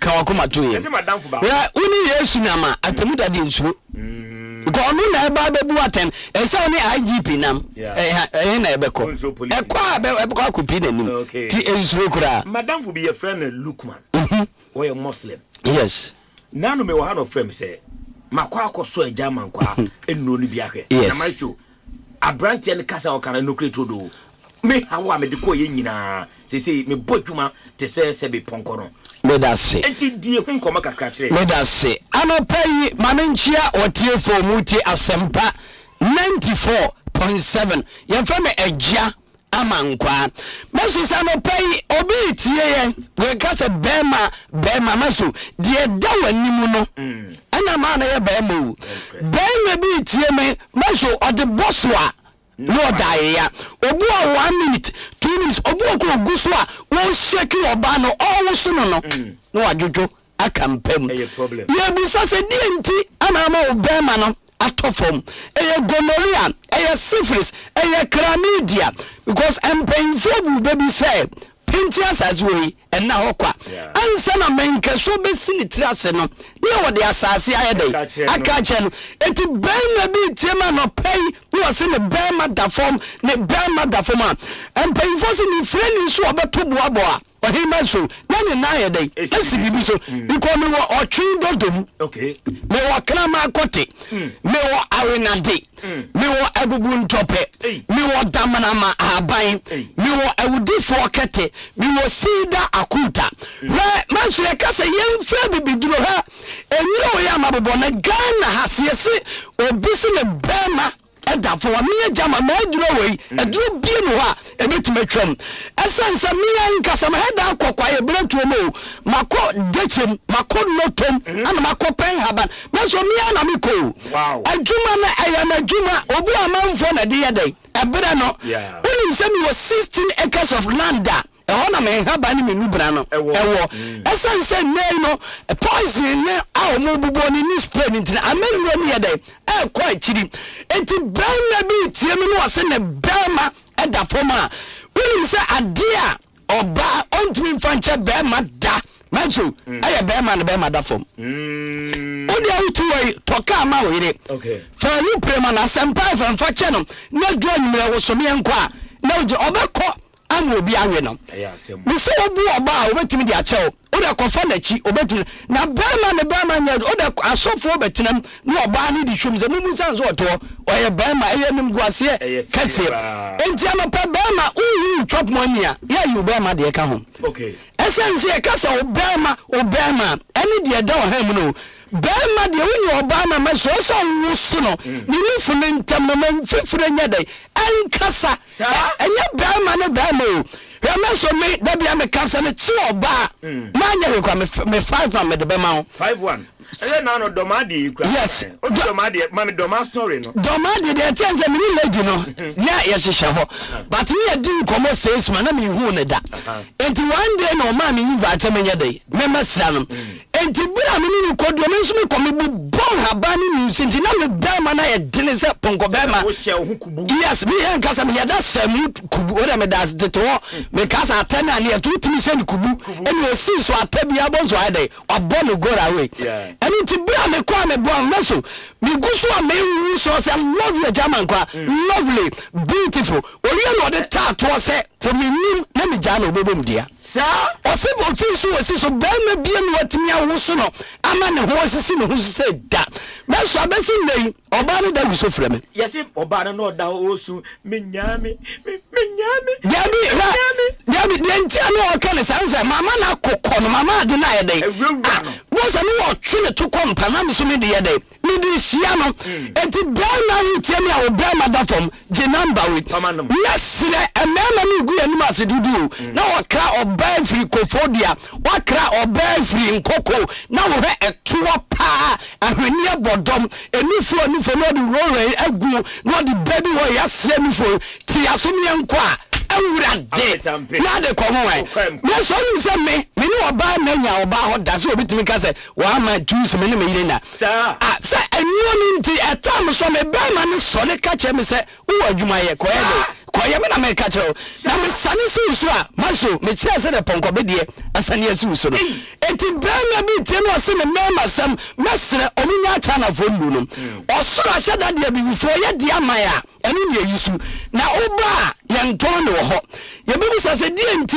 ana ma oba ma ni ma ye mere maso ebi a wo de na gonorrhea syphilis kramidi yade bi na edai ewo ma na me hwani nyama so me do to aduro so me ma na aye mistake o bi se me ko pedro ato anam ama me ba ma mu aye din ti o me so to oba ma wo di bedi dwuma saa ekopum so osoro ebeba ani ti aba ma ni ti se o de ka free ya akoda mango ana woko na lugu ana woko tenga ana se woko ku ekwa ne wa enti ni abotene siesie o tai ni yesa bia betimi do aye de aduru enti ba ma bi to no se ne mama sem wo foma aya 0 5 4 2 1 9 7 4 1 9 0 5 4 2 1 9 Okay. 0 5 4 2 1 9 7 4 and 1 9. Ben maybe see gonorrhea. Oh, you know so my bonus say emprensa. Where only say Ghana have me a German qua gonorrhea duro abedi me ho. Obisi meso mesini pane ba. None want to make musica at your mamma. Ben maybe see a sufitabi if you ne bemamu eba. And Sansa abegune beman, ne bema which is sinum, a muke canum, a mutu to Nubua Gononti, among the beman of phone. Yes, only so bemesa, me pejem, amana by a kakraka, me pejem, amana by a pipi, ya water treta, ya bobo, baku from hula, matula. Meso some solid drum and ha, now have a bema, and tell anima, meso, or young so, what do you need? The money, yes, and all poor banana beman, you funny Yirimano. Princess of Belmas or Belmasa, Yana Asem so. Dear Lord, do I know the pin I was in Scomitano, and Fifre, Etano. Mason is a lady Besame, no so the call, and men 9. After me, whistle first one, seek and third one, no offending as Mercury, Yamuntupu, and upon the member. Mason me, didn't tell me can buy my dear. Any question about my 70 ago, where a junior way out, a dear bad becayo, I am Pemagro. A baby, our so that didn't boy that day. Or had the end was seeing Rocono, was seeing romance, or Timmy Wusulaman who's seen a Hosua, Meso, Debbie Obediati, a 0 5 4 2. Okay. 1 9 7 4 and 1 9. Mrs. Obitiano Penny was in Nani unsa for now, and near the 2020 batono Abekurame. Miss Media Bibi Kanyo, what we say at as in any so. I will send the man so quite near Coffee drama so on your day. On Franco Guso, Maso Ruben, not Yemin Comaka and Malande. Where I mean to Tino, and in a Nino. It is Gracoma ever sit to Tomanoswa, where Nina remember Brenade, and Namso, and Nino a tyranny, say a tennis Remaso to not a day. I would have dear Doctor Ben said, obey pressing, and to obey Asempa upon a doctor. So be no praise no sura on kasakura on ye mechiri kwan me na me kura edura ebeyi tirebu anani a prusuo ebu a ekekanom obu osinani na aye ni kusu obu ade a de aboso pen obu a wo kan ade a na atu aye de abom enti anyi biala de man so my young woman for 20 years ni award am ukoko divo bro mi bi ho be fa ni bontuku bro mi yourself na zaza reformer MP no bontuku na ni no me de na ko South Africa na ko chef dim duane be ne ho do me eja aman kwa me no mo invite me amekọ ya me ko ya ni woduma enti say ya ani Bible so kania ani wani ani ya de amanfo nantia bro amanfo tintina bre me so da bia me de futu eni panu ba ho na ntimi we na manenko because ya de ho etisa ho wo enti obi si na ni na kekanom na ni me afiri so Gracoma de maso abodo ameje no we say Gracoma no ebesi ani ni so a maso awre ho wo kodu hospital wo ka je say Gracoma de ye beso so ma na mum ye njuase but me de me wo adura ekoli tie ni maduma apepa etie ni asani de si ani ni so enye yese pesa ye ete eti said die ebeli na edem edvio enti ma mo ani ni so bo ani die no ai ni fita obo so si mani no eye me hene ejama nko mani anopai mese watiefo wini wo bia na ni ya eni na bro because of one Ghana ni nsu fidie o mi nsu fidie e ho ni di tete ho ai haban na namu haban a omodi acheme me na ya ni woduma 120 anzana ho nya be eni na susu ni tumi na be si me so a maso no pai me kasa sama me kasa kokoduo so na mo nya hantanso esense do na kwa me nim de betima ede aye enti so ni mo bia nani abro bi temi o so nani waka dem awo sense omo de achia bre anybody man to report wa ba mama so anu odom se German kwa yete oni man so nka na me se ma bade a ene na ma twonfo amana tonkom enti amapai say ya ni no because I will say me woman say wani fra enipa nyina to kone so wani fra man so opa me mfa oba eto se de ekura wani nya dai ehubi we say ro say obi didi o na minti nakram okra edifa no so edifa enti se we tena ya ani maso ani ankasa de ma da akoda ho ana me wo duro oba ya mo do se fa kogu am so because etane maso asu edene odi gu so entimi nko ba bi ani ni ya dai ewo no unse wo si utasa ni nyina ba dai ebegu fom ani ya ma ukiki anase spectacle so a spectacle maso ansa ya de o ebua ma ani ni ya dai ehu ade na num entimi ntu etegra koma na ede ewo so no me di numbers no etudwa eye 0 5 5 0 6 9 4 and 8 9 0 5 0 6 0 5 0 6 9 4 9 4 9 4 9 4 8 9 8 no so ya wa ama samai ama samai ya wa 3 junction kwaso ama samai ya wa 3 junction kwaso uda winya si ama sama bus stop a bisasa me ko ba bia police station ne hono winya duro se pe Gahura Bank opposite udu atasi pa ya German kwa ya di boni ani di ya be so hene odi si obrempo ni omo do aye de abreme etimi ya adwuma juada ebnada ukuada yawada efiada memenda edi kosi ni koza mese braso so no ba mo fam no maso me fam no emu obia because oba me hwe ba a yade na edu ba bia free ba say yesunsun say wonam fa tumi bi na di eche oba abofo ni simi so echre ha ba ko am ye dey me de ma unsa mi so dro ba ko e wo me ho sanse dro ho ye di ni honam eti so be tia ma pai ni osini de mi sisi maso de mi twato sisi yade ya pa maso ni mobi a me so family number man obi si mi sisi ni nkoto game na chiri bramu ni nkasem sciatica de oh my God for now obi si ni nanto aso twetwino ni nsaye ntititi me so unze sia de 10 years 20 years 30 years 40 years kwa German kwa maye hood maye mbra no aye bre enti brani mfa unto do so we be twa card 100 Ghana cedis 100 Ghana sasi kanu na munu unie na mimieni abusa se yade no tuni bi sunsu mi na di ache because bi achi na bre o ma nante abre ya fame eja amankwa the Chinese engineer the gonorrhea performance mi na mabie ma fita e Ghana eti se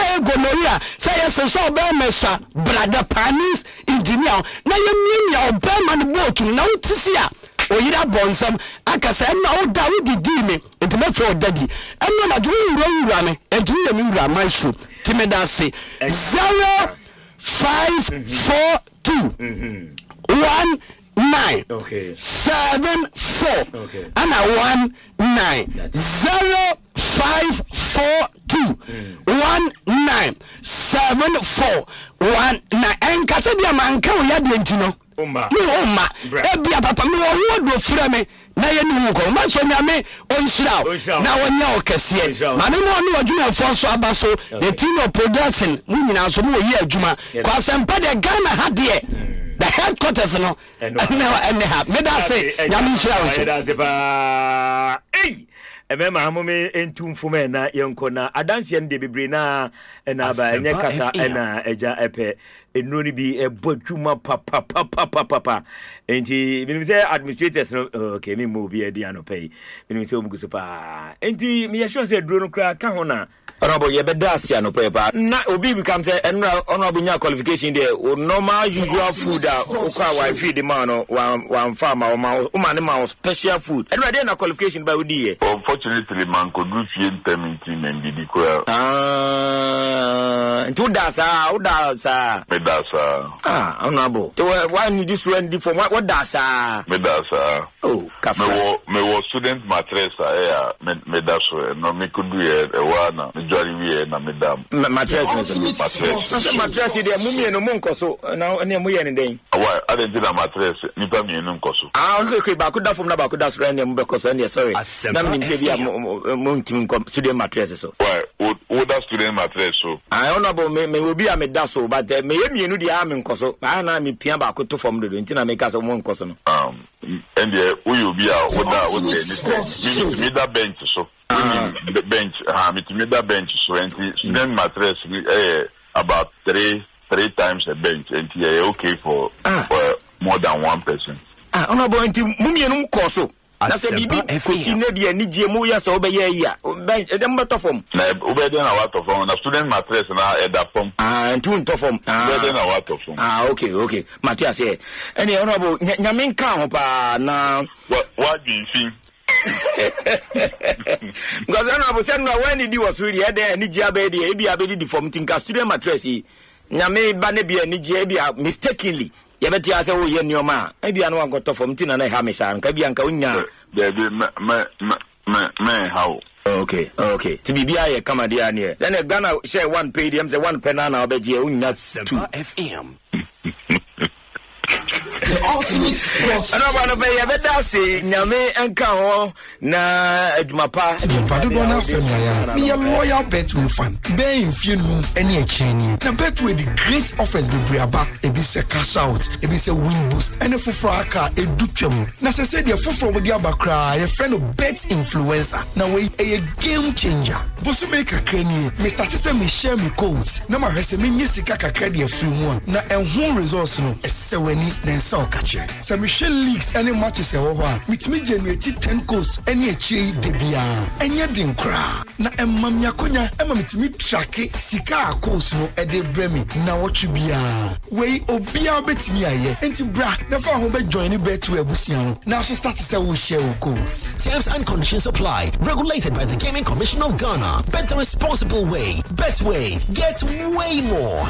Okay, I'll see you soon. Why, baby? Hey, my me say enra my boyfriend akwisi obo star 959 hash e woni phone so. Na we Anita, and what doggy parko? Oh, wonso a. Akwisi asanso aba number 1. Anya mo adwen na ho. Ene de wo so ye me show papa bi. Na me de tossa me short sexy dress no. Na me sesa me ti. Na me ye me nails no so come on. Oh, no. Me fa uba. Make I do some small 1-2 rounds me answer me doing ho. Na we tria. Hey, na so he for order. So Chinese any wine papa bi. And they mean this I check no. Hey, Anita. Na sa me mia when you hear TV bi no. I also say sound. No to prepared. Na me chilly AC no. I no go fit sweat like that. See fine girl. Hey, Anita. Jesus. Baby I will do no jina wa. Mr. Remember, dial star 959 hash. Oh, iPhone na back to my own so. Na wan ka senya musika so ate. Sister, next time cut it call what?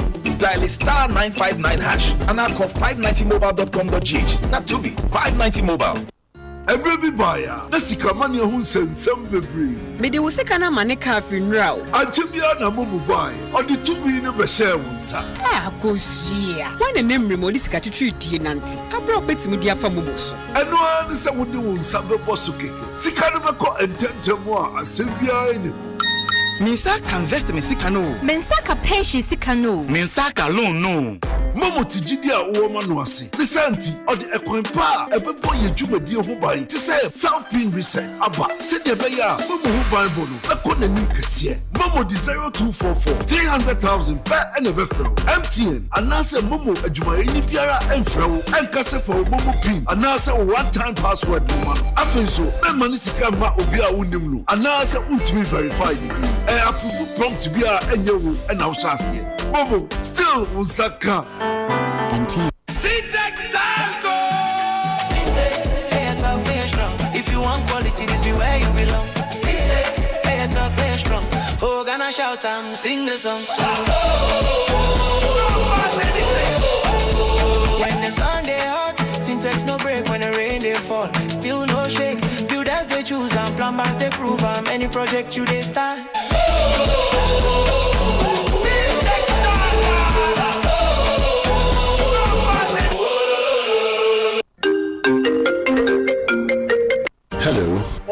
It's a Boko. okay. Try hold on, my checking message in there. Yeah, Medi.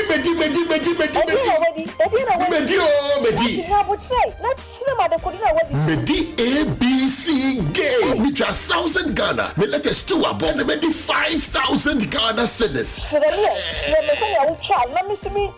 Dial star 262 hash. Select 3 letters to say KBW and I say WIN. Na say Buba Bano. Na say Wapani Biba. What disika? Se ni na bombo dia. What disika kesi ekra? Game radio. There is no loser because Utrano Wendi cry 10% cash back. Yet one dia bama. That's what happened me. Girl, cry much me. Obi trade disika crab on sudre. ABC game. Easy to say ABC. And Kratway NLA Ajiatu. What characters platform also.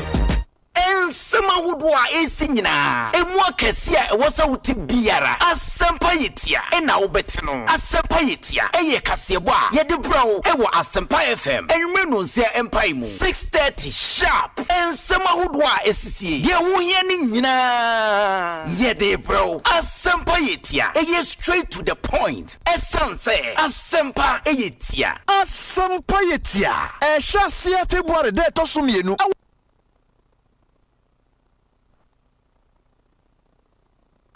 Midi 18 years. And I'm a student mattress edikai. Na di ankasa me da so a uhusampa. Na ye me se mattress a me hia pepepe no no. Na me D46 no me to mattress a na emra ankasa. Yeso na me da so a enso me mu yese de ese. Se ya me di 66 me ba obia te menka. Se me hu me to se ya. Se me hia chiropractor obehwe mapo mama me. Wapomudin hu hia enti wone comfort expert enin kita ho wo latex foam na waboa ama wato pocketed spring orthopedic ana high density mattress papa yasha da ya mamfi a wadie ene oni paban latex foam science de efie any office furniture papa bedwa ko website latexfoamghana.com ana latex foam showrooms ahodo na kohwe niema papa ewo ho latex foam tawechi latex foam your partner for life.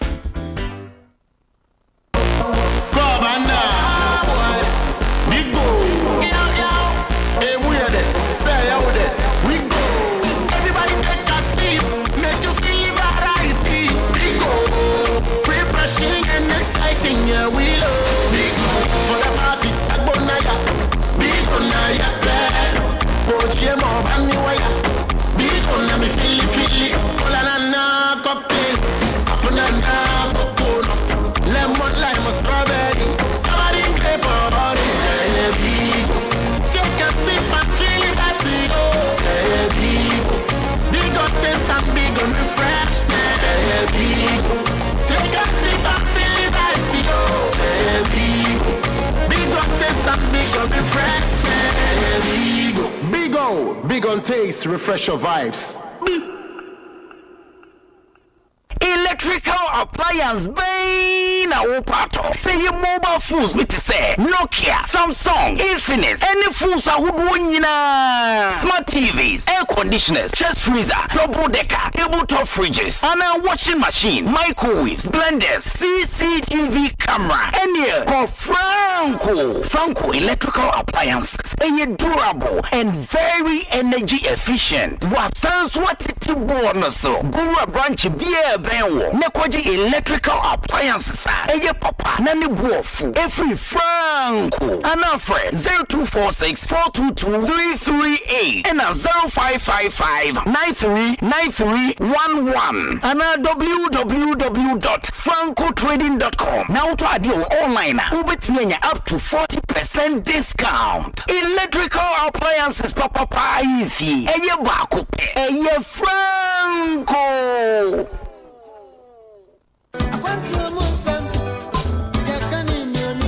Ayampo, say a quantum wisdom, ye can unim, na one kubia, na yells artism, and Oma Bebre, na Ghana edition, Nemu won conformance, the Otia when you beji, and it your rubber who. Your cry, you see, slow at all a year 20 inches. 3 days yet me wait a crow. NNT Tiabruchenko mo akwaku amankwa akontajo edi bro wa Asempa 94.7 FM so edru me nda na se enua ngom wa manone yo mosua kakra yo musu ahunu ye nsu yatie ye nyina etrasia ni aka bom memre da bia e bonosia e pemu se ya ekosi na wotwe twendwere ye ho e wo abrochire se de yakohu ene de abedru fie de yehu ni hwe de ye ne de aba de enye no eni kwa se ye ze na je se abrochinku na dimu tintim pa ye bere no ma hodo a e won kofo aman so a ye betimi de aboa Ghana amna fa ne tuma pefra o manyi puntu na ha bot san passport won sensem ni nyina ye de bro e wa brochenko modwumadie yi mu ye besa so mo akwanya no wa kire wadwen Robert David make us free Germany Kobe yeah Amsterdam concept no what for abochefu e wo mo e wa amana ne nyam wo mo atrama no de na wo mo tipie no mo kura na aso program no mo aso project no e nwanwa shene so say ye memene da bia 6 p.m. Boganier Abochenko Moni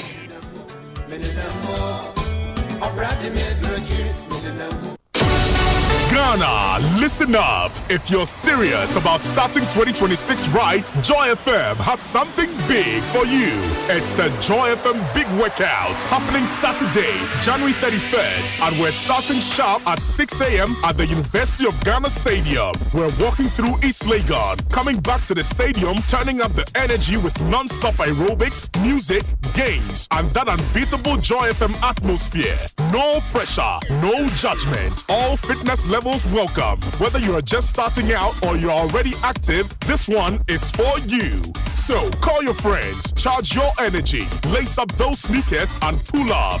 January 31st, 6 a.m., University of Ghana Stadium. This is not just a workout, it's a movement. The Joy FM Big Workout. New year, renewed you.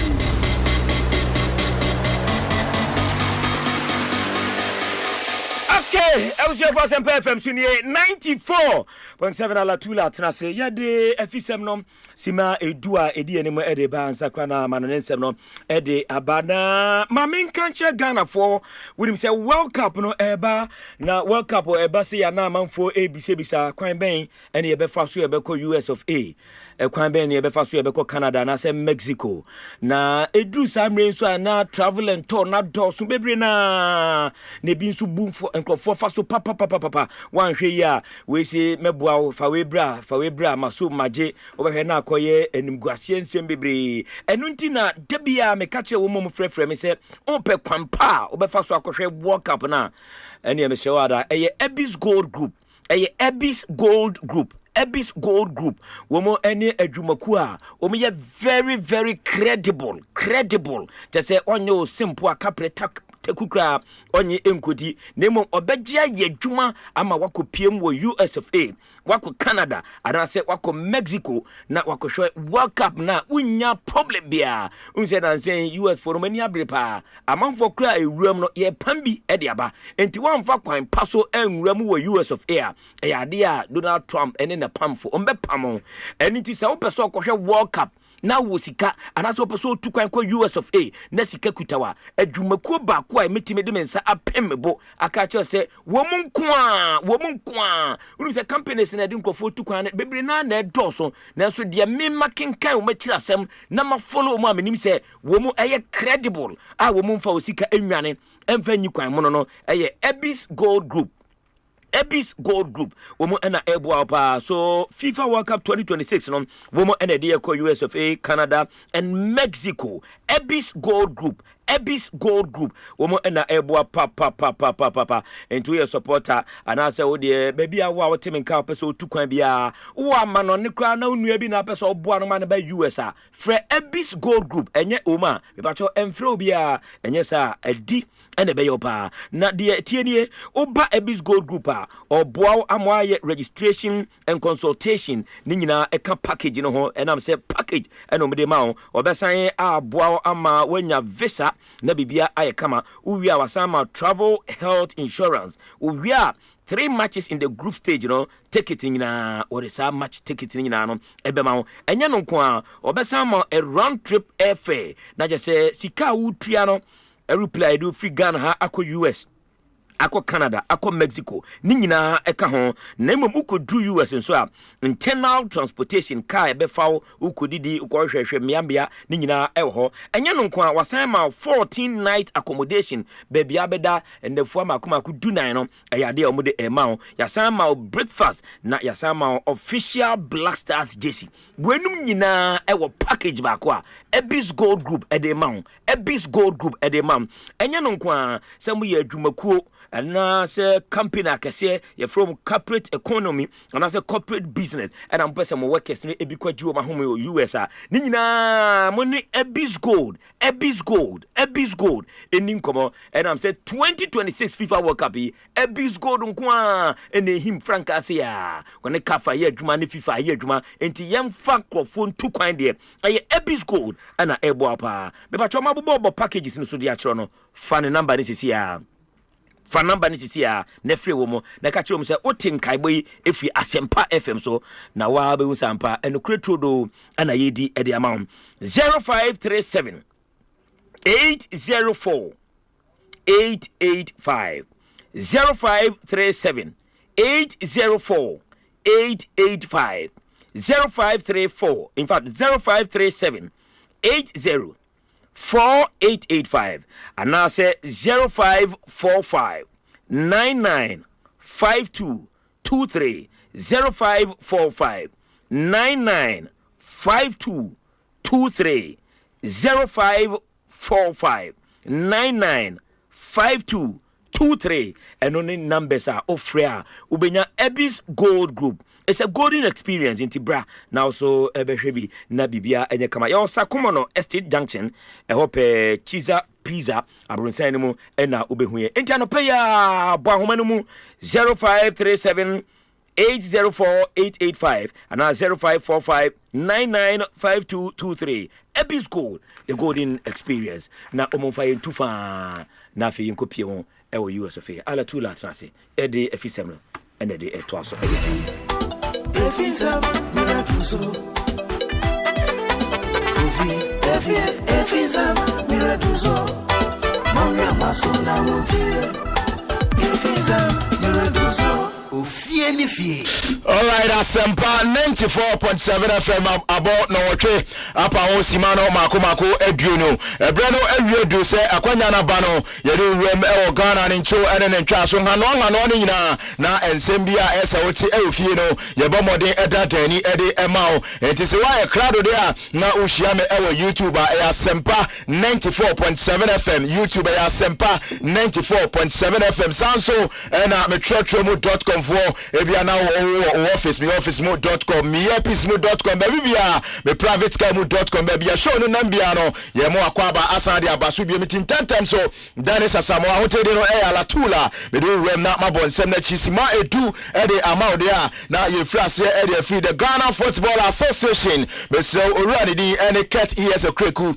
no and the president Edema Federation no onu kroya e second vice president e Okafa odi ni juma ema bibia ekoso no a okopiem Metro TV ya the credit no momo na okodi nkomo bebre ne nkomo okodi ye no ne ye bomode atibi hu e de amao nkomo no di ye no ebi any referee din ene Daniel Nilai unim say the just ended AFCON toja Morocco ore ebo modern ekojinem ebo adwuma semi final game Nigeria alatayao ene Morocco e de epem so no ono ne jinem e de mfama brani ejina ne mfuntuo be ma perepe ekoso eko na wie no na se Morocco for ayikwa mo qualify the eko money after that game no Nigeria supporters bibiri ekasae but we run no echema e won se Ghana yetimi an qualify anko AFCON ni bi but Dana Nila in the modern okobo ene ni dwumadi okodi ye no e drag attention bibiri e rema na Ghana for so eni ediachira obo abrante na basba won dwumadi a otimi ekodi yentie se the catch etisi nsem no etutu twa Metro TV. On the field of play, Ghana was not there, the Black Stars were not there, but we have loads of Ghanaians working at the AFCON, not only only Daniel Lai. There were loads of Ghanaians behind the scenes that worked to make that spectacle what we saw on TV. But of course, we can speak about Daniel Lai, and I'm super excited about him and for him to be chosen, to be picked for that crucial semi-final game was a big statement of confidence by CAF in his quality and ability. And I think that he did a decent job. He did a good job, and he will remain one of the topmost referees on the African continent. Yes, referee is an act that is very evolving, and you always have to be on top of your game. And I believe that Daniel would look again at the two games that he was part of, especially one as a VAR referee and then the one in the middle, and then pick up all the good and best lessons that he can from to, and also even grow to become even much better on the African continent and in the world.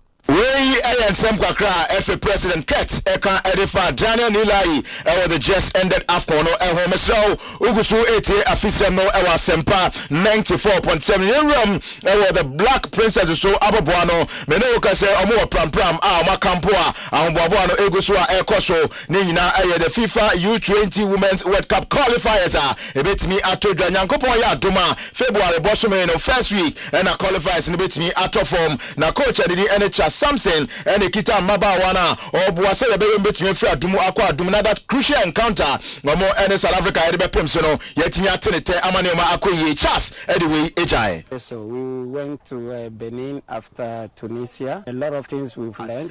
We actually met an opponent that didn't pull us much. We got a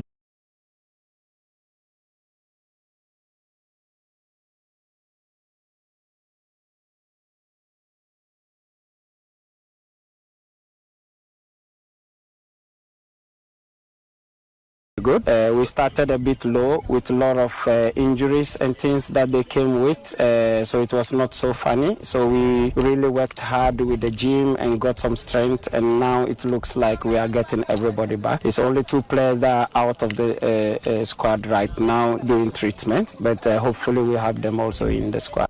Already doing Charles Samson and Atene Kano, and Mama one the Pe and Nentimi Mekama, but Momo, Bibia Egusua Ekoso, Kama, Yeguso Etuaso, and then Samuel Amaudia, Meso already and George Afriye, and so a former FONO, on to former Vice President of the Ghana Football Association, Meso Yanino Edin Komo, Ewo Bertin Sensema, Asaye Trabutu, Asamba League Ma Division 1 Eko Premier Ekono, na Yebisana se Bertino, Kwabe. What did you many be paid? Ama FNO, Quampain and a betting, you bet me a fan, you see, I know said a bear, your league, me anti betting, who answers him. I do you cra, Georgia free Edemai on betting, no any. Betting the cost all over the world. So, Enna and Che Biana Sauti, and say British football betting, a cost my players, ni officials, ni Zania. Now, your football in Gramity, I think the general kind of sending warning, your shows of crowd TV. So, Omo use companies say use Ghana Premier League and only Division 1 they should desist from it, and yes, I will take action. So the point is, I'm taking any action because Sabi Ubu product one as will be the product. Now, why you be and yes, one in every system, and you be the coin and manipulate. And this is who Jow Mudia, the Padabema manipulate. Georgia free on betting and Myxtro and no Wakasa or betting or Daniel Niaje, a former Kumasi Asante player, nay or Pando out of Lions or Bua Amabibiakwe as assistant coach at the Bashu Hayford, no so Edna no Atum or betting since in Yentian Sema, or no so Ananchi Muka crowd the Mai or betting at say away league no emuno. Many Sadajum, Sada in the home and I won't miss on frame and some Sabia. Match now, Bibi Koswana saying because personally, no idea boa, Tino. Sudden the home community mean can't be baby from but Bamusan so as I am betting in Bema Emwa. Betting no Ebama Emwa Daniel Niaje and Atene Kano, Mr. Yantua and Semeso Emfa Emao, Unimse Yankopo Eya Duma Eda Kwesieda, Kumasi Asante Kotoko, and a pound out of Lions, and the air pension Lions net nefi na Oma Kotoko Aquaba, Nenon Wako assistant coach at the Ama pound out of Lions, no Niaje, Ekakakra Edifa, that said game no eho. Because they prepare well against Kumasi Asante Kotoko, because they say a match a more than Ghana has to do bearing so Kotoko, sometimes.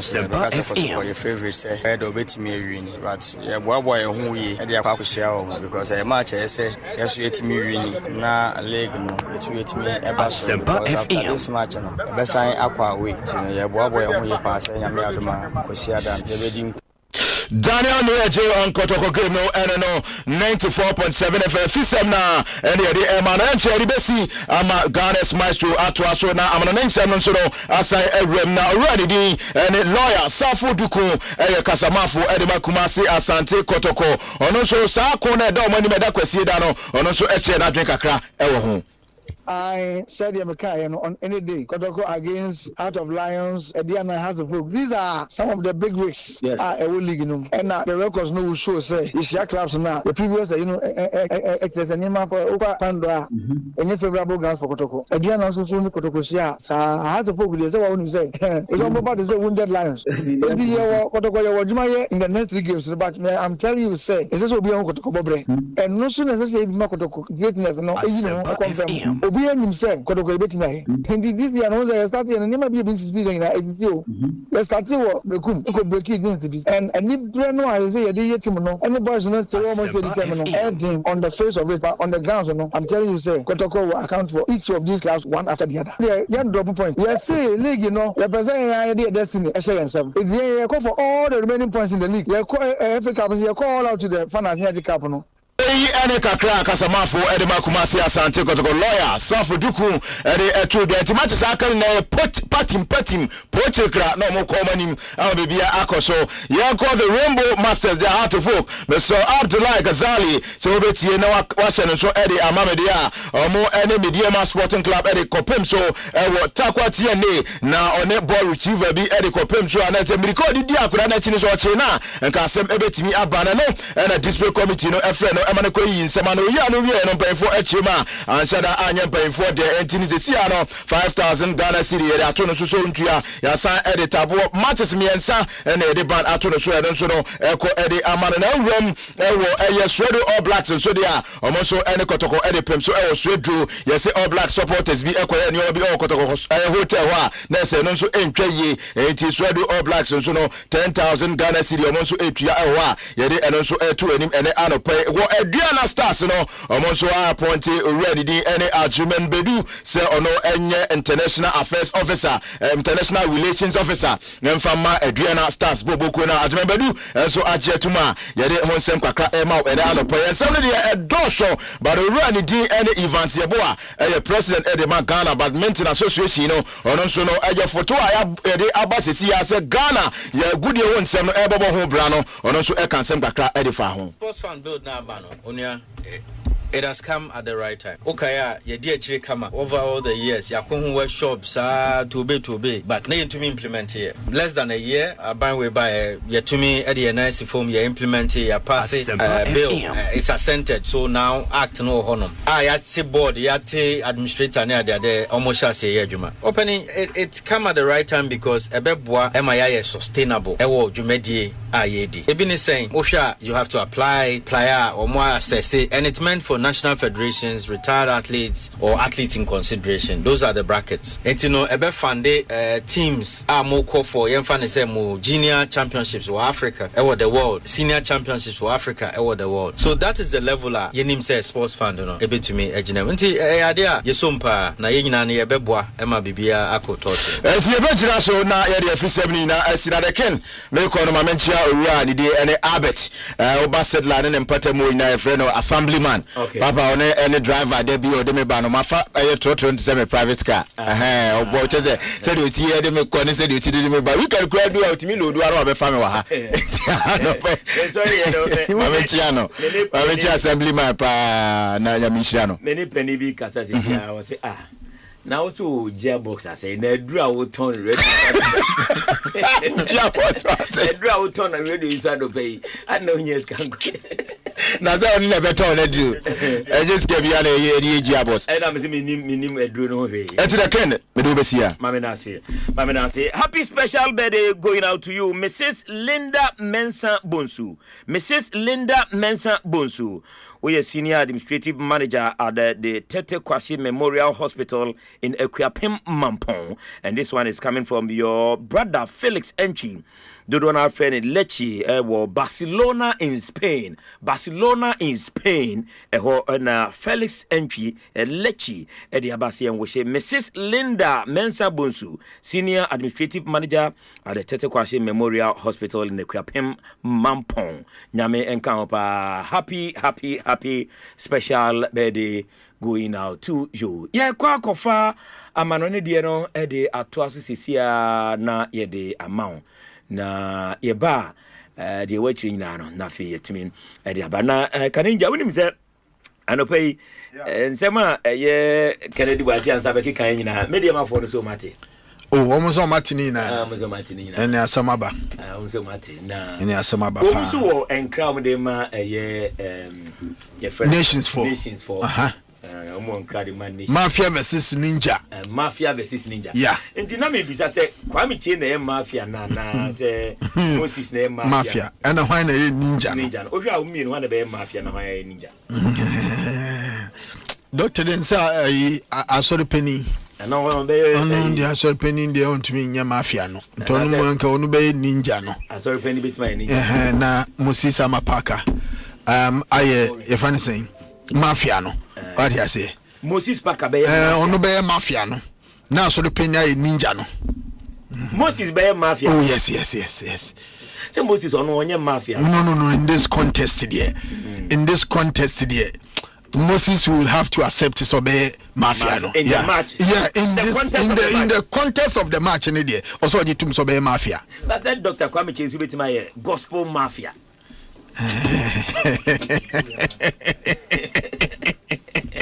Because match, you know, be a bit me play. Yeah. No more downplay. Kennedy Bwaji ansa. Or say Asante will interest was our game. And no man say so supporters in afi no ka. The supporters of Kotoko, even though mo call Bando, omo hope say a resource papa be free. Nations ni mediama game aba. Oh. Nations bet me share Kotoko. Obesha mediama na Kotoko akoshe Kwando. Za card no. Na so macros ya. Nti omu za mediama game numba. Eni ti mo matwe eye mafia versus ninja. Kwame Tie versus Moses Parker. Nti na mi bisa se sika fam ne adoye ne ade afam no head to head. Head to head. Ebe yiri o. Head to head. Dr. Kwame Tie. Sound race ni pa de. Moses Parker. On se ase ba ko de she ba ko kakra head to head. Ana sa. O mienu wo hwe o mienu a ho keka ene adoye ne said o head. Bo mu mienu no mu ye show. Enti head to head. Yes, bro, no your ratings, you know. Ratings in there 7 there 1 year rating. Dr. Kwame Tie ready but head to head no. And worry. Nah. And Moses head to head obit. Doctor. Yeah, okay. Doctor. Oh, and Moses head. Yeah, I mean. Mafia versus ninja. But in said race is still open. Doku yin kunya kakra. Once a gathering said I too wide. And to yin kunya kakra between us but as it stands now there. Moses on. Oh David. Moses there. Honestly saying it's a mafia na kodino. Yes. Oh sir. Doku mfadi njana. Doku mfadi njana. I got my power. I got a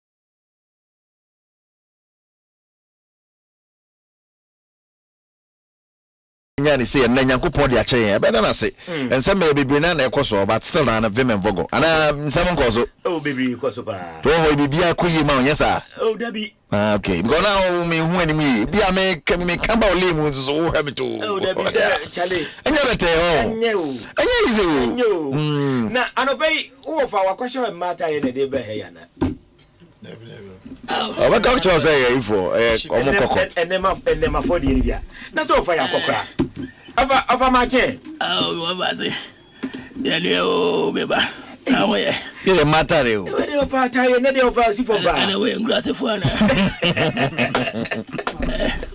ava afro ava that is ai ava me ho ye na dey wa ye super o me bai ba no free ai choko gabi ano and on the brave wow ndi we no say no fancy be that for mo ndi be say akọ di na watweda oh okay na watweda 100 na watweda de ni I was them man dress me o me am say so pan o wow ma na no kura me baba akwa me ne bai no me dru abranti a chira gina ha abranti be say me baba akwa ba akwa nurse wo kura fa ni sembo o kamie nim krono awonda woni mabia asebe ubano ala wontra brochida mentra brochida ongoda mako hoda ba mentra hoda oy oh mako Amsterdam mako baby Amsterdam noy enya brochi ala baby da me bai kura free so kamia was woni mabia na ubano free ko benso oh no ya yo ono enes o dai Dubai o oh heba Dubai ai okay enes na Dubai no na momra ndie bi achida gida ha oni ne yede wo so no akwara ketu ane to ba go setie ni ya ubano wa uba me goti anoba wa nkasa ade nchi ofa me ba na me chire mu no uba na ode ko na wa ya no ba na ode ade ready so na wo no ana magazi mu wafum ava ano ba de ho afi be da se na no akora iba I full speed ibai adey I full speed ni wa oh akwara ya I show speed na yenu ala magai o kan say I full speed oba ya na me say iPhone na ya sale die o kasa eno ano no oba na me say ngomra ya kura ho na ya bro de ni amanka ne ya de ai o be twa ntona fidie so ya twa na wa ma ko fa mai tu manka ni so tu brother twa brother and ma di ani nyina see I full speed we wa ma ogo onko ofa na see no tikroma ye sa do yi onta anye bi sa na no me ba ye na me ba me zapan yo ebra abrante no ko we ojo me wa fa se ko on frame da wo okọ on frame wo obe frame e se nyoma ma ye den nyoma ye kama obe tenika ogwa abroje ze wa ye den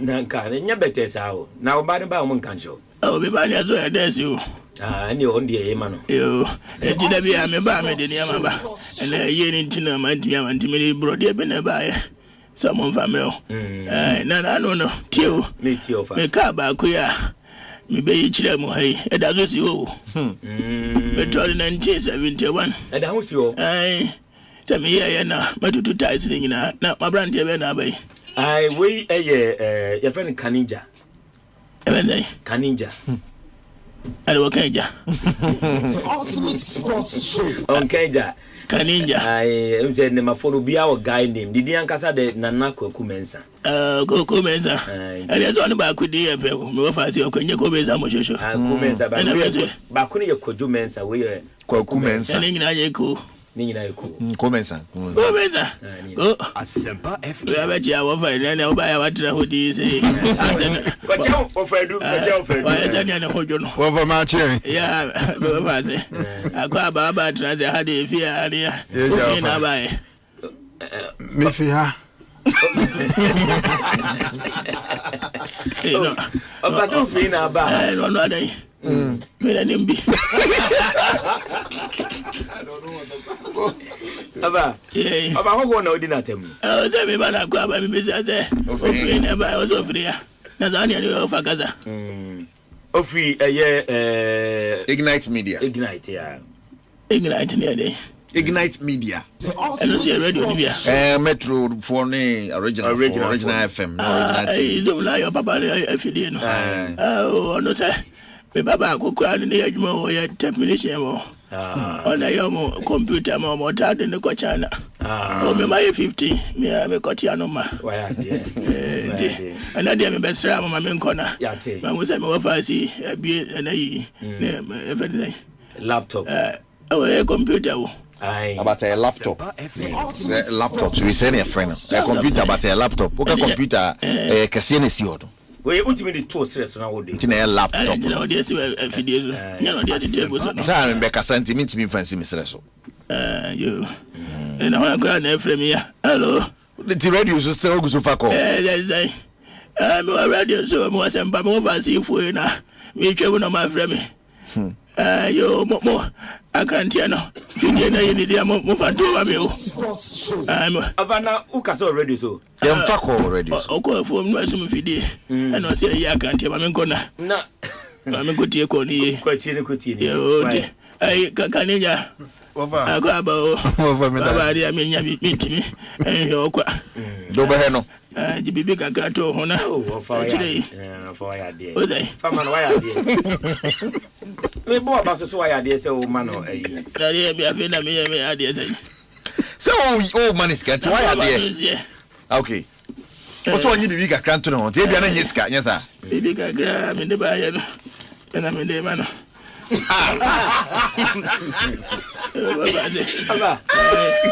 Fetch a camera.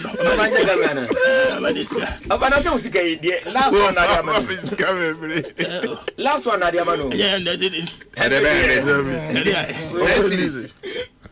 it. A person who you because I will be his scam. 10 Ghana cities. I'm a former Japanese of you. Fatu be right.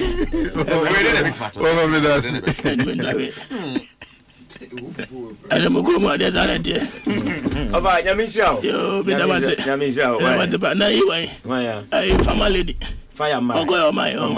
Oh, and your friend. Oh, yeah, dear. I offer. I dear. Yamisha. Yate. I will show you on Fro. Mojo go and me. Some rich say a yard behuno, no one penny come.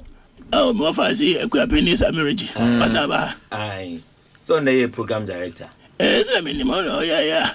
Let me have first in a good number. And one no go, yeah. And what's up? No, never call mamma. Say, Edwana, when you unfinished business with you. No, man, go. What's that in your man? When you have another man go. So, Cobbin, who knows Samba. You, Sammy. We are paying by me, Chow. Wolf at me. Why? Maybe any hour, but no, buy one from you, grow. About from. And I know Grana was the Chum Grazer. Only me, Bishia. And I won't come over and bet him in the honor. Send no office in the war, a honor. Aye, Alabraca. Aye, hold him anymore. Ah, okay. Sabrina, Mrs. I dare want to block stretcher no. Oh, offer. Oh, Casawa. Oh, Casawa. Some info, no Cassi, or Nims out Tassi. As I check, Cassi be a refim.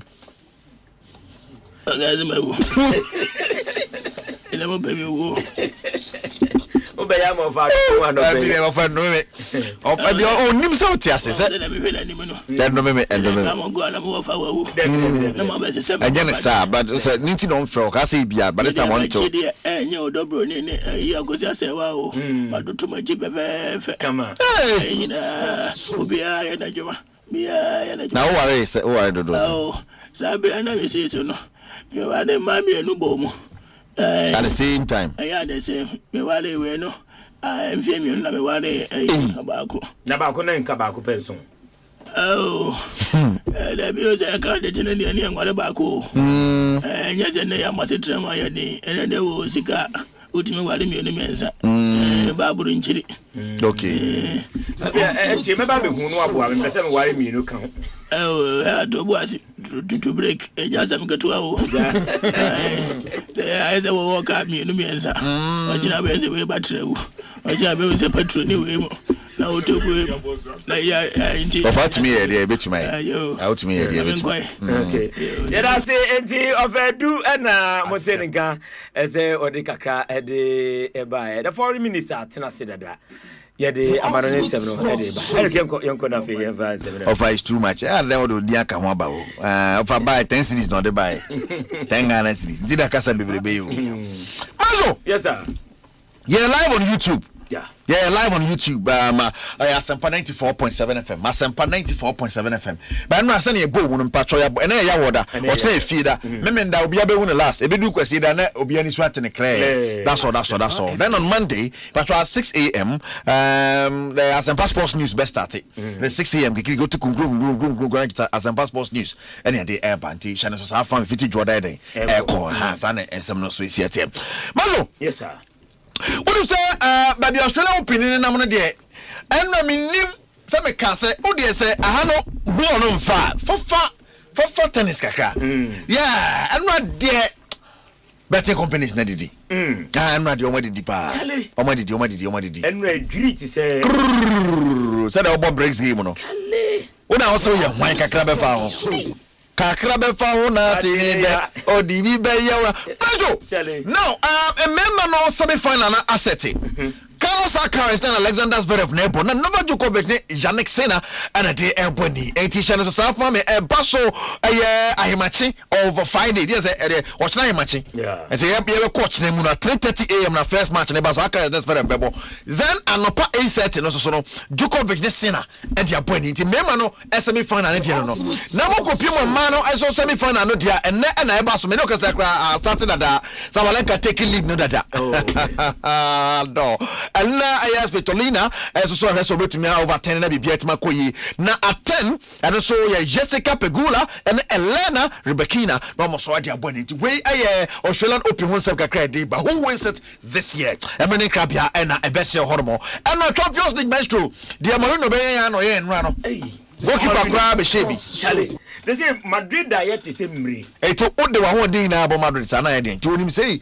and no mo say bet no problem Benfica team ni ball we nyina ball it was a nice game end-to-end action and a goalkeeper they needed a 2-goal difference and answer the face it and sana mo to me dia ko but Benfica what now my Juventus share it na make Kenya say mo de na ho din na but they did it come on nya qualification bed and interestingly draw a bit me aba no man san share Madrid it is possible nah say a bed draw the feeder tebe how it goes so Mbappe bought 2 goals so pass no we go say team ni there Mbappe be come a Courtois be come a na ya no ma consensus egu trimo de and hey omo then Vinicius Junior missing in action and utu say omonyo utu say and na ano dey pa you say more after the match say make to dwa extreme say resilience resilience and so historic feat we dey so mutimi achieve because the nipa be bop pack on money and they couldn't have afforded say almost qualify Myxtro Lisbon was in life you say Mourinho nie for me everything is deja vu but this one is the first time we were losing in Porto a couple of weeks ago and in the last minute he went there and he almost scored so we know that the big guy is capable of this the quality of the service of course is the most important thing you have to put the ball there but it's an amazing goal for the guy. When I make the changes, the last changes, Ivanovic and Antonio Silva, I was told is enough. So let's close the door. When I make the changes a few seconds later, they tell me we need one more goal. But I cannot make more changes. That was the lucky point to get the free kick that allow us to go there with the big guy. We are winning 3-2. In that moment, we are playing with one player more. So we have the game in the pocket. I just want to close the door, and I think it's enough. I have no idea of what is going on. When I was told we need one more goal, honestly, I was upset because I was thinking why I was not told a few seconds before. But then we kept the pride of even if we don't qualify, because that was my challenge to the players before the game. If we don't qualify, we have to win. Then if we don't qualify, but we have to win. And that was the pride behind the attitude. That was the pride behind that. It was young qualified Madrid and I want catch in terms of here 2 goals here 1 goal can 4-2 tell me both but not just I say fan ever 2 red cards and goes Jude Bellingham already below the they say or say why you blame no them blame no one Dano waji brim ene waji brim man bete ai club baby awa tie nka bia ntem no ache majo ti Bellingham ni na judo kire mu se nana mafika na o se every majo ntokwa bi ho a o dim se ntokwa ne so chen e be funu afono majo match bi ho a who is all you oh yeah what and do also I will try yes I won't try you are trying even to down oh when you been then you kikiri dey be ja kwam can you be to down to na any payare na one ya but man dio maza obi say obi tinjen wa stressa because anyway ya say wolu support just wa dwinu ho a ene man basa da bi yes ana so free jam ngwa eti jubale am say ade to na bi adwuma no unya ya sunsumpe munam ye mere kaskara o de boss wa tintre na fast ocho na chakwa mo se photo shoot bi o matare na kwa be video photo shoot e fa ma che ho be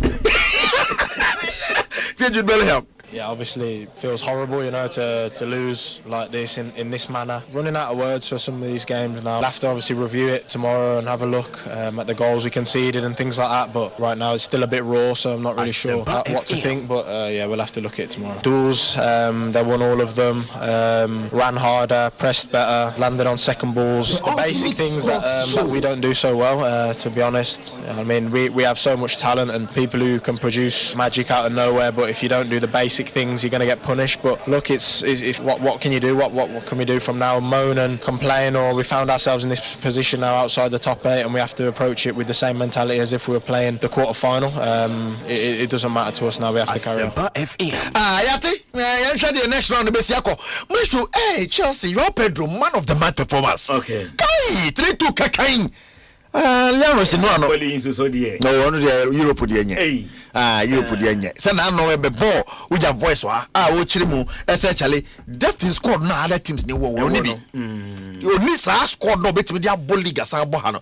League ni so emu eden. E say osan dey combine with Europe. Oni sa line bi ti ne. Mo fa ne sa. We see no dey to drama show.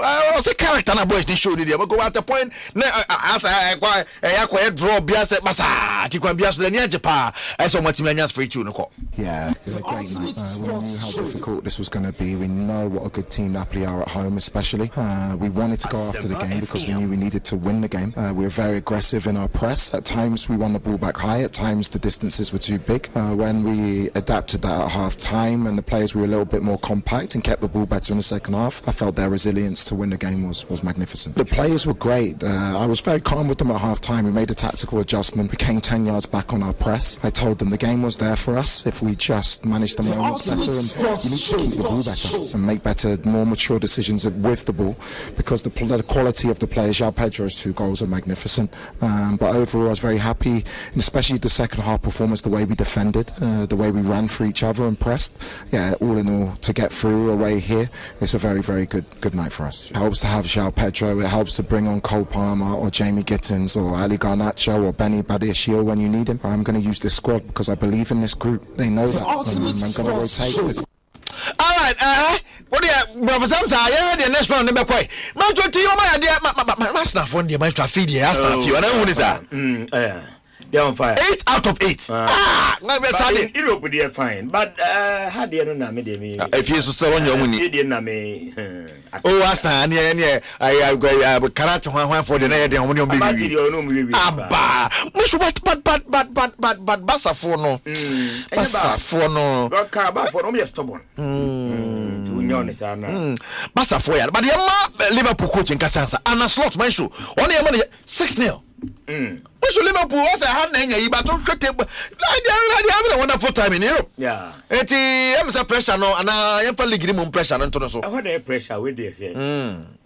But Aston Villa Liverpool last year say Bodman some good one at well, Yentiana slot on some kakra. Nah, it's what you want if you start the Champions League season. You want to finish top 8 because that helps, of course, because you skip around and sometimes you can have a really hard team to play against in a round like that, which is shown by the teams you just mentioned. So we're happy that we are going straight away to the last 16, especially because it's only 2 years ago that we were in Europa League and we went out in the quarterfinals against Atalanta. So 2 seasons in a row now, being at the last 16, and this season, as we were last season, we were very hungry for more. We will definitely be hungry for more this season. All the respect for the team we faced tonight, I expect Newcastle to be a stronger side than Karabakh, although Karabakh showed this season that they've been a very good team, but still we hardly conceded anything. They weren't right. Myxtro, I don't need the chairman general to do about the Sagan and Buff when you play back when you're not going to oh yes, Liverpool good, you know. Yes, I'll near that, but Juventus need Monaco born 90 minutes when you go. Olympiacos go boy, and of course, the Athletic Club Boba Monso Jisham Homo Corner, but most of Bodofono, Mamma the Retumu. Yeah, I'm a very stubborn pa. And then I'm a catcher. And then also I say Puffus and so a word. Ready young couple. Well, Paris Saint Germain Newcastle, I saw Eddie Esham one or and only one of qualify equal train. Say, Yakano, young Kobe play off money. Okay, Arsenal. Bayern Munich go Bayern Yejmano first half na am for yam show matomba back. Yeah, Bayern say nra na Kanija say shocking the year say careful. Now Liverpool toso miensa. Tottenham toso 9. Tottenham so ya dia pa o. Almost so ya adwana pa. Barcelona etoso num. Chelsea toso nsia. Enso Sporting CP. Man City to so much. And I make a choice about na we not adane ampare. It we mu na qualify ko train. Ye play off for na bani no ball run of 16. And Real Madrid. Yeah. 15 points. Inter Milan 15 points. Paris Saint-Germain 14. Newcastle 14. Juventus 13. Atletico 13. Atalanta 13. Leverkusen 12. Dortmund 11. Olympiacos 11. Club Brugge 10. Galatasaray 10. Karabakh 10. Bodo Glimt 9. Benfica 9. Benfica dasia pay. Tell them they can go now ma. Marseille be overtake you. We needed that last goal for the goal difference. Na betimi afifa money ati. When is any ati be how ya be as your phone your film Marseille film Pafos film Sengelo film PSV film Athletic Club film Napoli film Copenhagen film Ajax film Eintracht Frankfurt film Slavia Prague film Villarreal film Karata Matis film eti but on Friday that draw no be baso na ya wasa na won sam so sie tie and then there's Europa League and the Conference League Myxtro you be dey chere na be pm bia no so no ya na won sam dia bro the bad news for Liverpool game ni mo say from Popra oh Myxtro and this time they buy plan bastard na ya hadwen pa na ade and ne dey buy don some so to justify the draw no be pm bia no Myxtro ya dey be bet for man say dey won some so AC etie ya kana say we no say CAF amana ba no so. Yeah. Odi the ball nyum obon sama fahama. Hona no betumi age obon sama fahama. Hona no betumi age say ajo nya me no beji. Papiti yawo etiaka. Ai. Let's to hashana. $100,000. Soft. 5 matches yabane no. And you have found $100,000. Yeah. Say okache players ne say omo fi park ne sonko. Senegal so tawo no. Senegal town no almost so side so yam from one chom. Senegal for so agye de 200,000. So mo ka ball boys say almost so towels. Na town ni kita na ewiase na hero. Na we twi and mo go say be no. Sika crowd here is because any go see om dia man. Sika ntimi 200,000 ni so on. Ah. That's kind of cap sika. I know mo say one. But so no mo say yes strip Senegal off the title. Emfa. Calves massa. I mean, send a card here quick. No, no, stripping the mamma who for another. Yeah, anything. No, Munya, the much. Myxtro, I know the calf about watching a baby cry. It's only the Kakako. Time never call Puntina, me review horses to Horino, a German Elia cancer for Nyaka. So far, Mbappe, our 13 goals. Yeah. Hurricane 8 goals. Mbappe, it goes so SSM. Myxtro, or Simu Paz, record on the Myxtro. Oh, yeah, Tikaka.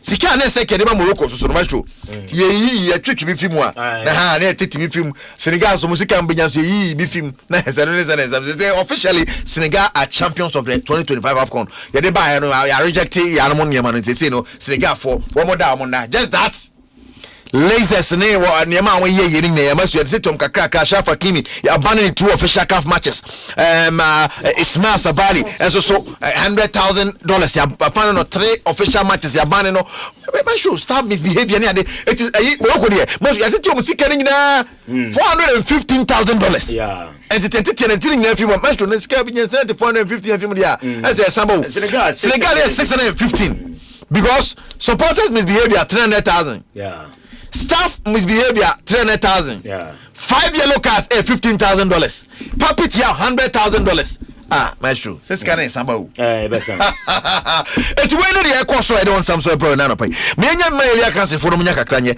ya no ka de nankasa ka kedware ho Eric see do buadi over to you Manfro me don't say the foreign minister na motene ga few of your messages are anopa yensa aka Samuel I say good morning Ebusia this is Ken Sharon monitoring from Bremen in Germany Myxtro to be frank and slot has become a burden on Liverpool or Liverpool fans okay just lose for the management to sack you then you win and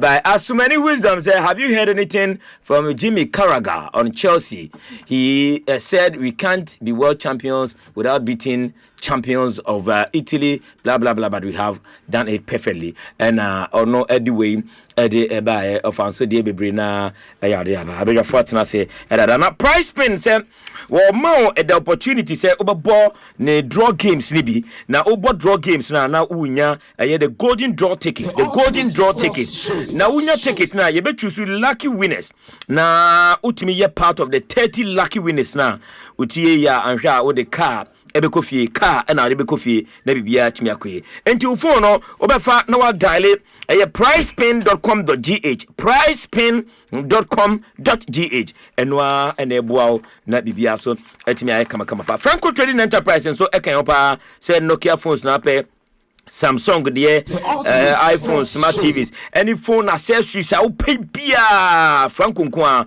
ene krom ha onu akọ no akotu aba na wabedea pitimo e de amagana for shops ahodo nyina na enam se na badae no woso nti enkraba tabia e wo bi pepepepe enka se me beto ne nkran ba bia wo bia no okọ Franco shops no a obenya bi na watumi ato 0246 422338 and 0555 939311 Franco Trading Enterprise is still phone papa efie enho anopai womuso ekwaya sene sika fam na yede enkomoi eba na Bedfox say uyobi a weni gi aviator ho a wode abapa na bosumi bia Bedfox say drop hundreds of thousands of free bets and the amount na there den say o sign up immediately see ya me no ka say o sign up obeyi 10 free bet the amount we no enye bet to fan ten e poke crowd na the cash out no so e ban tempa enti mini wan ka me sign up see ya e bedfox.com.gh and join the thousands who are flying and winning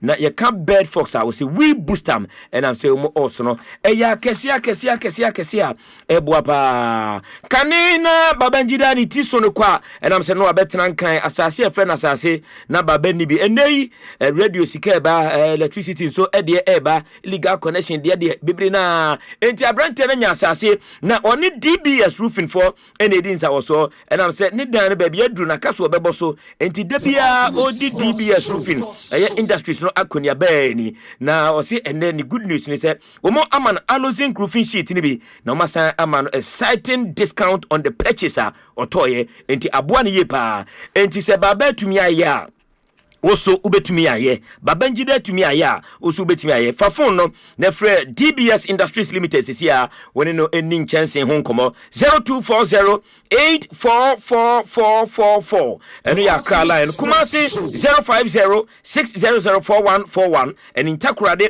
0506004242 DBS Industries Limited wasi roofing papa efie enho anopai womuso ekwaya sene sika fam na yede nkomo nyina no ede eba kanija wo ha na Master Bansen ewo ha Alasan Ibrahim Babangida enso ewo ha no na interesting point of interest so eba enti enade me ma kanija just a minute na mama Master Bansen just 1 minute 30 seconds na fi wia be the interesting point of interest abana baba and so etimi aba kanija maminti o meni ba bi na so over there yeah papa Italiana Federation Gercucaccio, the Federation of Italian football. So, Papa Mefiu said there is a growing concern over there when it comes to European showpiece. For the past 2 seasons, and normal Inter Milan at their mother Italian football. Even though Omo into me and JDA, but Omo losing finalists on 2 consecutive times in the Champions League. When him say as it stands now, the 4 Italian clubs are Omo Remu, the league phase of the Champions League. Omo nyina bako current me automatic qualification. Bako Atalanta No. Atalanta, Juve, Napoli, Inter. Omo nyina finish outside automatic qualification. Problem. Napoli crowd is on can command ho kra. Now Inter ne Juve mu they will be going for the playoff. Ntomo do mo ni ebe show me feel say the Italian Federation also mo sentena CBM. Na omo hwehwe show mo nyam kra mbefa so metumi produce omo be Europe they will be very competitive. Me feel say the competitive edge of the Italian clubs level na den abafom. With the Real Madrid situation, yes, the Mourinho factor you can't take it away from any match in a course on. I know they play major role I will game in him. Now the point Mourinho got to goalkeeper say go Kotaki be Konako Nibi. And Papa, ye coaches, ye coaches and your managers. Mourinho, what the level of to call him so a coach? What level call your friend a manager? Mourinho, for now, you can't get words to describe him. I'm not saying this because of any game in Kwa, but Papa, show the little details of game in course or no. Show the substitution, substitution, players or do mubem, send you see psyche or more do mubem near Juma Pato Maye. At a point, Mourinho need a team frustrating Madrid Momodi 2 red cards. Then baby your name is say. Go back to buy jubilation on a boy. Yes, what hanging boy no jubilate. Exactly. Inti Papa, send your money no.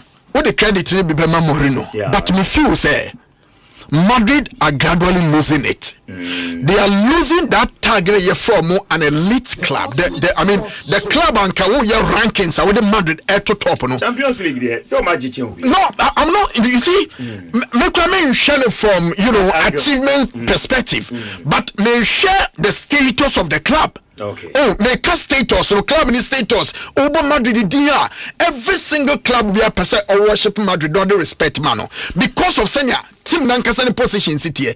But team ni luzu. Since when? She said, oh, I mean, say every first season being cancelled for this particular season. The level of indiscipline because of Madrid team. My name is a format where I knew no more my but I'm telling you, in the history of the European the Champions League, team back until the whole tournament is over. Won't me right Madrid. My format to a Bantam Madrid and South trophies now. Format to say Bantam. Yeah, Boniface win Tamwa and Madrid and South trophies. No, I don't think so. The only difference is when Timian qualified from the first 8. Now opportunity of knockout stage. They're born good. And how sure are you so waiting me qualified through them? No, last season he qualified. I know this. I'm saying that. How sure are you for this time? So this time I'm qualified free. Run of 32 now 16. No, the reason why Real Madrid didn't me more than the last year and this is because of form. Real Madrid team now starting because coach no one free the new coach aba. What am I gonna say? The new coach needs try so be normal year 1 or 2 we put into other. Last 2 seasons on ending night we free. Last season on ending night free. Ancelotti free. And I will be fair team no. Alonso be fair team. Alonso be fair team. New time man I saw session no man ade. Midway Alonso ko. This is a coach where a man opportunity so be no man open. Where my team no still for the half no motion. No, but the point again is that say could be a bigger reason why the team intimidation. Me that's it. And said the reality is the reality is teams be say Real Madrid. Look at Barcelona team 2 seasons ago no almost struggle Real Madrid J League no. Then Barca coach a buy from Germany. Coach no buy, but so now we're even handicap in terms of Sika. Or had any players can see but coach share some key players, few players be. And no J League if Real Madrid the same. Look at the points gap last season. Or she Madrid 4 times in the season. Okay. So that tells you alone that Madrid team now what they were from. Never credit my opponents no more show no. Yeah, credit my opponent. Then we also have to admit say Madrid form no form. Real Madrid is the biggest club in the world. But currently they are not the best. They are the best. They're the biggest club in the world. But currently they are not the best team in the world. Or even in Europe. Even in Europe, because their teams are they are the best club and are the biggest club, but they are not the best team. In terms of differentiate. We're blending together. So the moment you are seen as the greatest team at all times, you should be the best team. But that is illogical.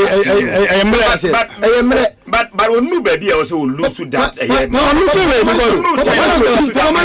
team like Madrid until the arrival of Jose Mourinho, not for close to half a decade, now Madrid have not gone past the quarterfinal of the Champions League. They've endured these bad times. When was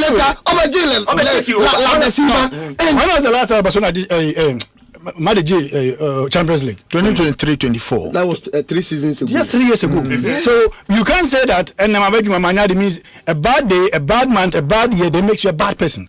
One moment doesn't make you bad. Because when Anthony Joshua, I'm not a good boxer. But if I'm able to beat Anthony Joshua 5-6 times, then they can consider me for a big fight. Yeah. What they make out.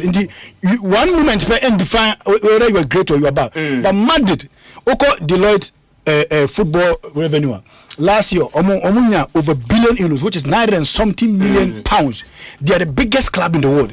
They are the only club that the English player Michael Owen, Beckham said, when Madrid comes calling, you can't say no. Yeah, that's true. On the field of play, they have dominated. But their might is now they are losing. They are not losing. 3 years ago. That is why you are getting it wrong. Maestro. 3 years. Champions League. Just here. 32 teams. More than 32 teams. 8 are qualified. 16 by what playoffs now. Out of that teams who bought Champions League, 34 teams that bought league fees. 3 years ago, you're on the G. How do you define such a team as Papa Myxtro. The last time Barcelona won the Champions League, 11 years ago.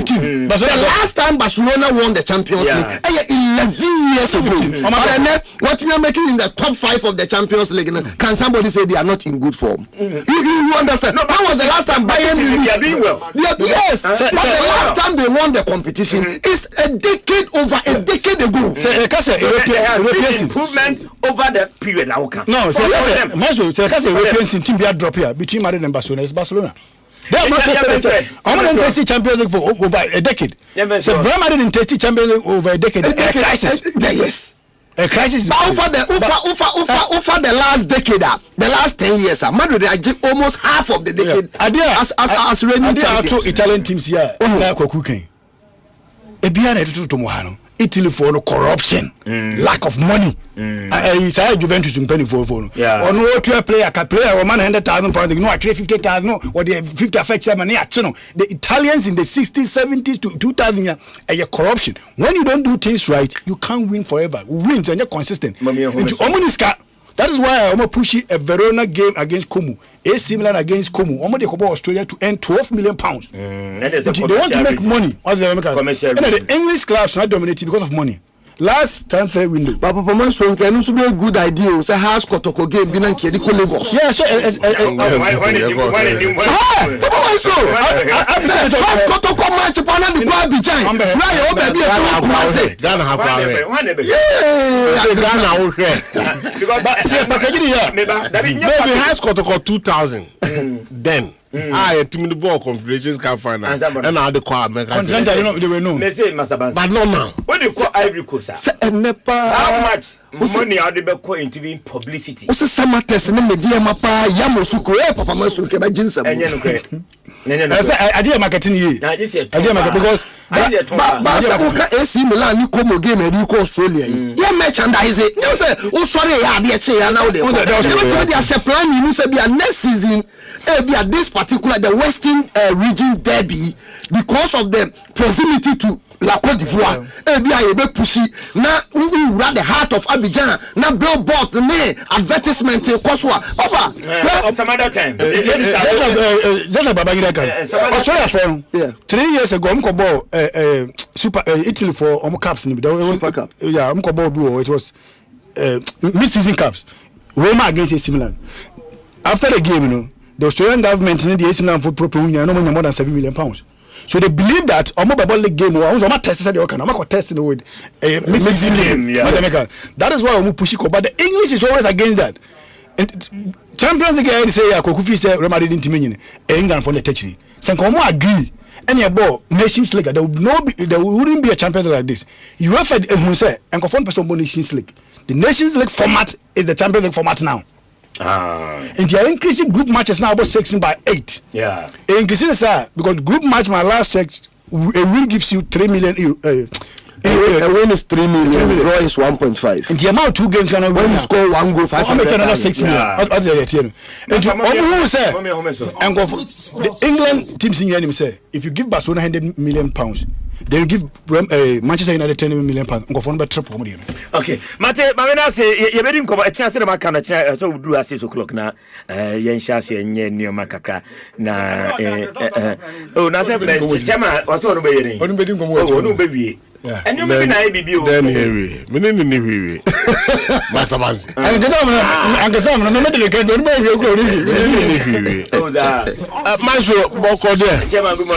A child of full Mushaing. As the YouTube, why get diggy. And Yasim Kumaka. Hey, and Yasim Kumaga. And your Muntamuna near Maba. Kwaku na autonomous league. Kakrabi. Yeah. What's the problem?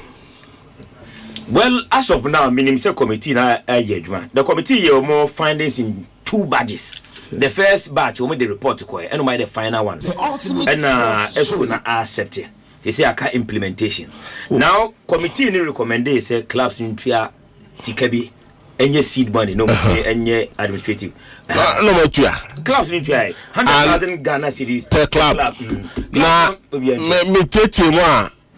As one person GF the piece card to assassinate money. No, say autonomous there. How much funding of the autonomous league committee in the report? No, almost true. No, almost true. Say clubs need to contribute. Anya the Baba Nyabuta. Baba Nyabuta Muhammad Nyabuta. Minimum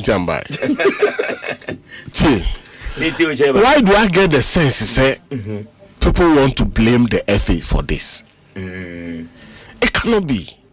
Okay. In fact, 10 months ago, the GFA reminded the clubs some members a board so Emra. Daddy. Payment no so why we be I don't know. I say it's me dama bibia FA. Self-service is not slavery. Sometimes we should put proper structures that get the clubs to come to the table with ideas and actions that helps us. Then the FA will top it up. But what's in America? Yeah. I say NIFA. Meanwhile, the advisory Premier League Autonomous Advisory Committee now on him patch on Bimban Muso Chawanope. Etisutoba Federal Pontes no. Muye Jumano. What's a guideline? Any BBO. Say Yan say. In any case, why are we now coming back and FA should do this, FA should do that, and FA? What is this? Maybe in 2020, FA this in any case, FA president and the secretary named Pennyfo Esco. A leadership, and not just clubs no enquadao. What in America? The system, the governance system, no, a shared responsibility, togetherness. And he said, on your committed, say committee, say a register cry.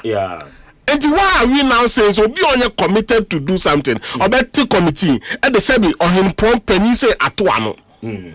As I go to Abuano or baby, some say, I'm not doing. That's how many reports about. That's what I'm saying. That's how we say guideline.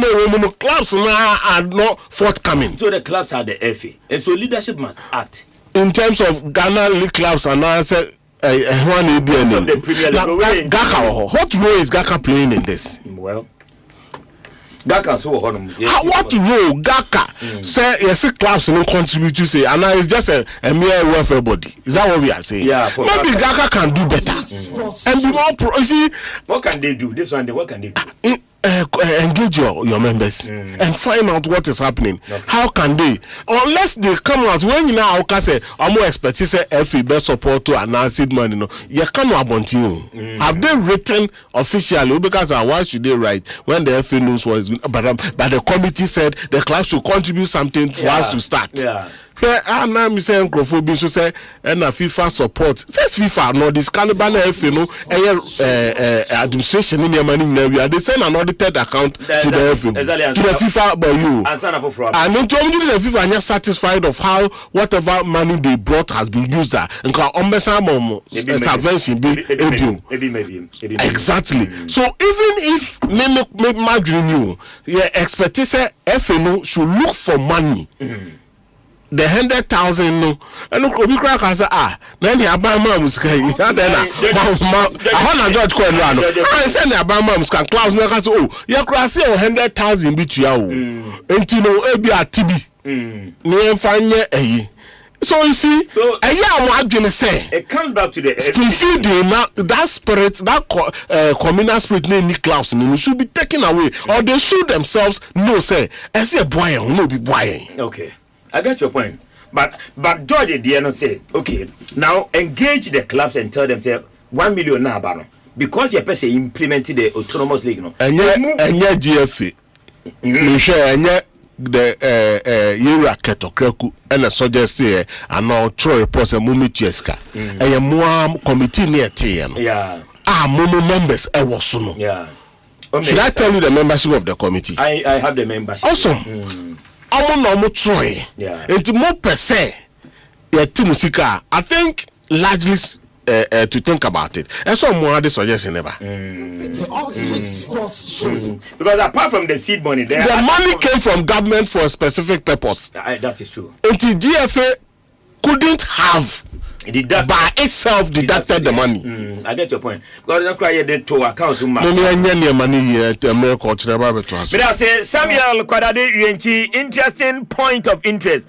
And now or no so anyway a buy. Montana sana fe mama ye nim komo ewo enuati na extra cash na me de ma na extra cash no if we forms capital and na ba no ma be ye papa unse edu January sana bosome no twene na yasia ebia na te say meti hey uka gearbox na say any I just say extra cash na we no wo mun said dan tua kese de ebia kakra bia wo pede atwitwa ho ebia wo de oge bika ana say school fees bi na akam e ba cho obo besia na beto momo wallet nim ebia 7 days bi na wo de ate ana say 30 days na de year fi horom na bibia ay kama the best part of it is that interest no a charge on how long it takes to repay enunkwa ena ebe hardware cra enti wo twen de any stress be I go through no just dial *170# *170# no select 5 we are select 3 and finally no select 5 no activating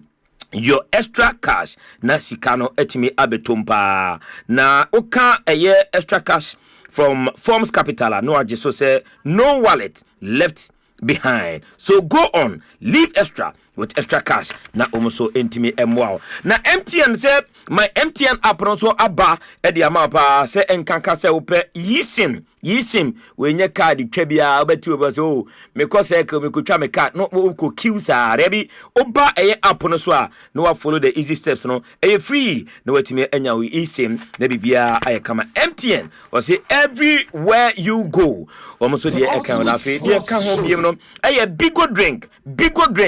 bigo bigo and am dey ma enkwada no pe papa akwada say be wa bia no bigo enya akwada what class what front desk pa do you understand no atem yes sir moti ase onu kro ya ase da bi ta akora no onum bigo ni bi da so nyane na dwene no kenya na dwene no pebigo ni bi kofie fa se ne bag him onyane break time and lunch no wo dey abo ni biscuit bi so ebie na dwene bie ne nti ase ma bibia e che ne bia no otumi ehu na sa drink free Trillium Industries Company Limited obi producers of Rush Energy Drink and Vena Mineral Water omo enso eken ho boy ene yedin komo ne ba enti Samuel Kwadari Renchi bie puno no the autonomy any matters arising nyina ye de baba ma mention se wo ho na fe mi wi a memra emperifu aka no na fe mo me yenye tata na fe ntime enko yo Papa Myxtro with the belated happy birthday and come honorable Blaze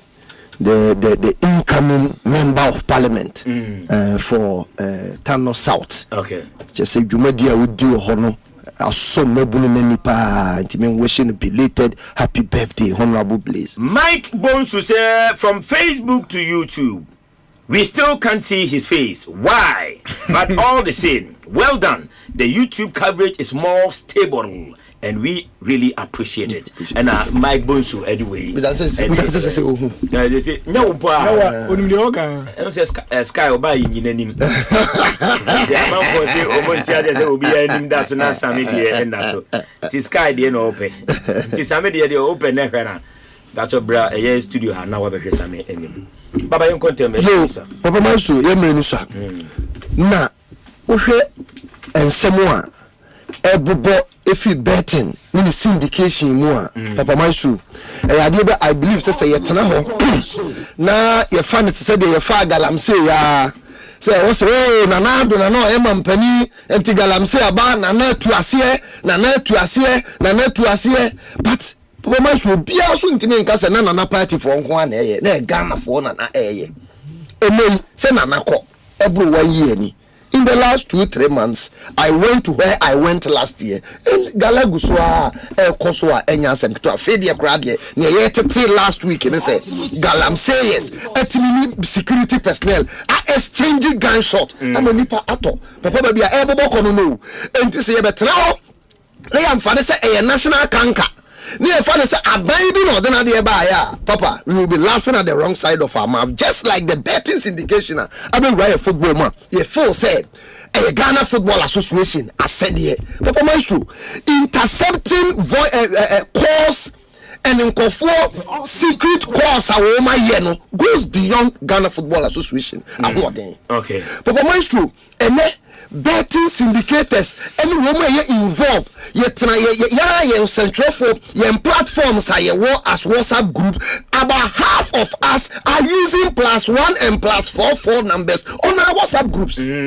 So Papa Myxtro say trans any fan say President Ketokreku and in the ESCO ebetimi see this particular canker Ghana football. Now I say the integrity of the game. Papa, we are laughing. But the woman soon to me admit it so much exactly. Told us yes. There are measures on betting a KB and they are not doing anything. And Papa Myxtro say Obika said they are not doing anything now. Now maybe what they have done may be seen in not enough or fine. But far back as Papa, March 4th, 2020, the president of the FA met the then IGP. Yeah, Mr. Opron the time. Now Oceano and the Sradia Bakupa me Kai said that time what they do in the minute say, Papa, just as we have the formed police unit, you do a combat into Trasem, any basa. Just as we have the counter-terrorism unit here, and then you have the air fighting cyber security. Yeah. Just as you have other units in the Ghana police, President Kate added to Mr. Paul on 4th March 2020 that Ghana has also reached a stage where due to hooliganism and this near 90 and Kebeya appropriating Kibenya exposed policing unit. Mr. Paul called retirement in the data. When he met IGP Dampare, the former IGP, on November 5th, 2021, or signed this same plea at okay. So Papa, and you want a sports policing unit, and you're in charge of sports are people who are in the sports industry, police an oversight responsibility about Niema because Papa Myxtro na take you for no yes one more policing unit be how many be the federation na chechi womo with their own intelligence. Yes. And I think that when there and additional advantage nanka policing unit neighbor because of the cyber side and intelligence side. But I'm saying that the federation go to Malawi. A man for suffer life sentences because of these things. Yes. What are we doing? But only to the Italians in the Italians issue in 2006. That is 2 decades ago. But they involved involving state prosecutors. Yeah. Judges of circuit and high courts. And they involve the communication, the National Signal Bureau. I said the Ghana had no name said they friend with Italy, but Ghana said they were the Ghana Signal Bureau. Their Italian counterparts were involved, and that is where they came to realize that some SIM cards are now Juventus general manager Morgimo, LUC, and the appointment of referees, those who were involved, LUC, some were registered in Switzerland, some were registered in Latvia, and some SIM cards that were used were registered in Czech Republic. Then you know, let me uncover. So Papa, Italian Football Federation, big fishes like Silvio Berlusconi who were implicated. And I agree with you. So they are taking on SCA name SNKB Subaha and Kenya Bone.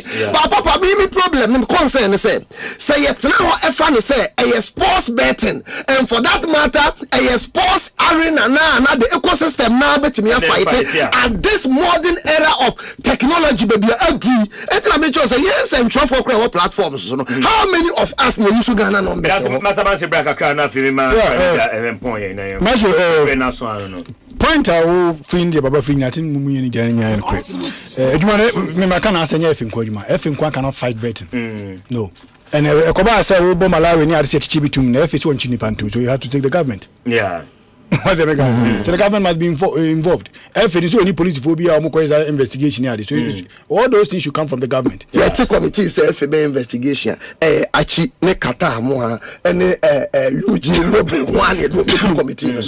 No, but if it were power, so bet me a ban will be 2 years and not 3 years. Yes. From football. After the concrete investigation have established that. But or you be here in Talas is good. And I make after so evidence of say enough. But the offense is criminal. To be a poly the near them. Says you football circle.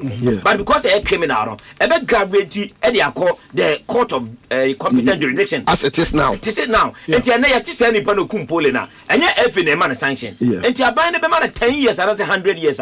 Through the sports now. Exactly. Anything man acquire a duty say you are buying a name. But on the down one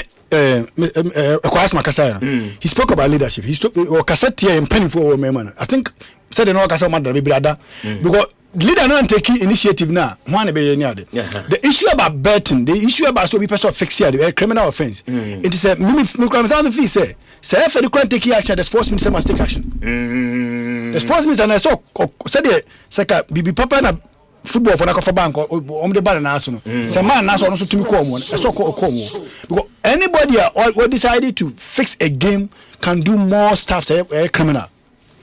What you are voice now? Ofili say why is for you ungrateful? And you sika me share mu man last season. So he feels that he is doing them a favor. Now, what did baby? Because it game you turned $2,700. Yeah. Oh yeah, no. See last year man spending 40,000 Ghana cedi, 400 million cedis. Yeah. $2,700. So imagine a home game for Wise, which in African games, most home teams in Sikesha. Near might be a Wise bear 1 CD 50%. Near my way be 8 CDs. Look at $2,700 now. Buka, but he is thinking Oyemu favor. He's making more money. I mean, never means he can't bet. But this is somebody using his mind to destroy a game. Now, so if you go same TA football, me just say go same TA football. Yes, say me wo the locals. No locals. I pay disrepute near their mommy. But there's more damning than the ecosystem. What is the step I have in a tiki? Okay. Because Obi Akasa voice him. You want a voice. You bet you are fishing the pan out. Why is nobody taking a step? Papa na ebo do soccer intellectuals. Aye. Duncan. And me can answer. So be the Asempa so what the bonnie and couldn't pan court. Why don't taking the pan on? Then again, Dreams FC, the tape on it's a lot of issues. Dreams FC is turning to be the most disgraceful club in Ghana football. Oh, yeah. or Daniel Goza, or a game against RTU where a player played that game and scored 5 goals and he has been credited that 5 goals. And the player next few months was signed by another club. But you have anything wrong with it. Then this alleged video voice to this room. Is there any club that or bad news more than Dreams? No. The autonomous is the DNA. Pennyforches can name Pennyfor clubs now. Yeah. So Dreams are trying there. Debbie. So if they don't really want to push, yes, we'll be 18 for entry, including Dreams. So if indeed they need, if I want to hand over, I make it an incursion that I want to hand over. Okay. I think if I'm the FA president, I won't do it. I won't hand the Premier League over. Because a limit power. No, the power FA enjoy is the Blasters 8 games, 10 games maximum in a year. Then the GPL no and FA in the Jones and so through GPL man was autonomous body FA. Okay, Master Marina say can you get my predictions in this Ghana? Games number na yeah said you bet me cash out kaka. Okay. Papa games wo na wo share games na eba na we prediction 10 na wa kekesi ni na fe ya hwe na yakọ yenim na wo hwe team bi te say and Roma e wo match. What I say, Roma ever match. Now the Kanko Tanzania Azam ever match and there. Azam straight win. Azam straight. Yeah, Azam straight win. Ever Tanzania. Now Oko funny saying Europa ni more Stuttgart. Stuttgart ever home against Young Boys. Cover 1.5. 1.5. Okay. Yeah, cover 1.5. Celtic ever home against Utrecht. Because Celtic to score over 1.5. Okay. That is to score 2 goals. 2 and above. Yeah, 2 and above. Okay. Nottingham Forest. Omo for Enviro say straight win at Nottingham Forest. Okay. Home. Now Lyon ebo PAOK Thessalonica. Ewo France. Lyon double chance. Storm Graz. Ebo home. Cause Storm Graz to score. Okay. Now Malmone Racing Genk over 1.5 minimum. Yada say Ken Kaninja and a day a yabano. Maybe I don't know to me in your code na 0243 553536 WhatsApp here. Na yadwaka group no nafi and yet to me ediska. Abusha for ya the best here. Na yada say a Betway influencer ebwaye and yadin komo nyina no. Ede eba me kwona me ka say Ebis Gold and the US of A. Enti we support na episode 2 kwan a package and Ebis Gold e dey man free womo 0537 80 48 85 and now 0545 99 52 23 Ebis Gold nkwa and a credible wadi ye nyina kohwe the FIFA World Cup 2026 ye dey see any others watchna Adumdumi ebesan atena sine in Friday's edition no ediaba medin de obenkwaku and the prophet nana ya osafo Dr. Cosby Dr. Pakwasi any team nyina take you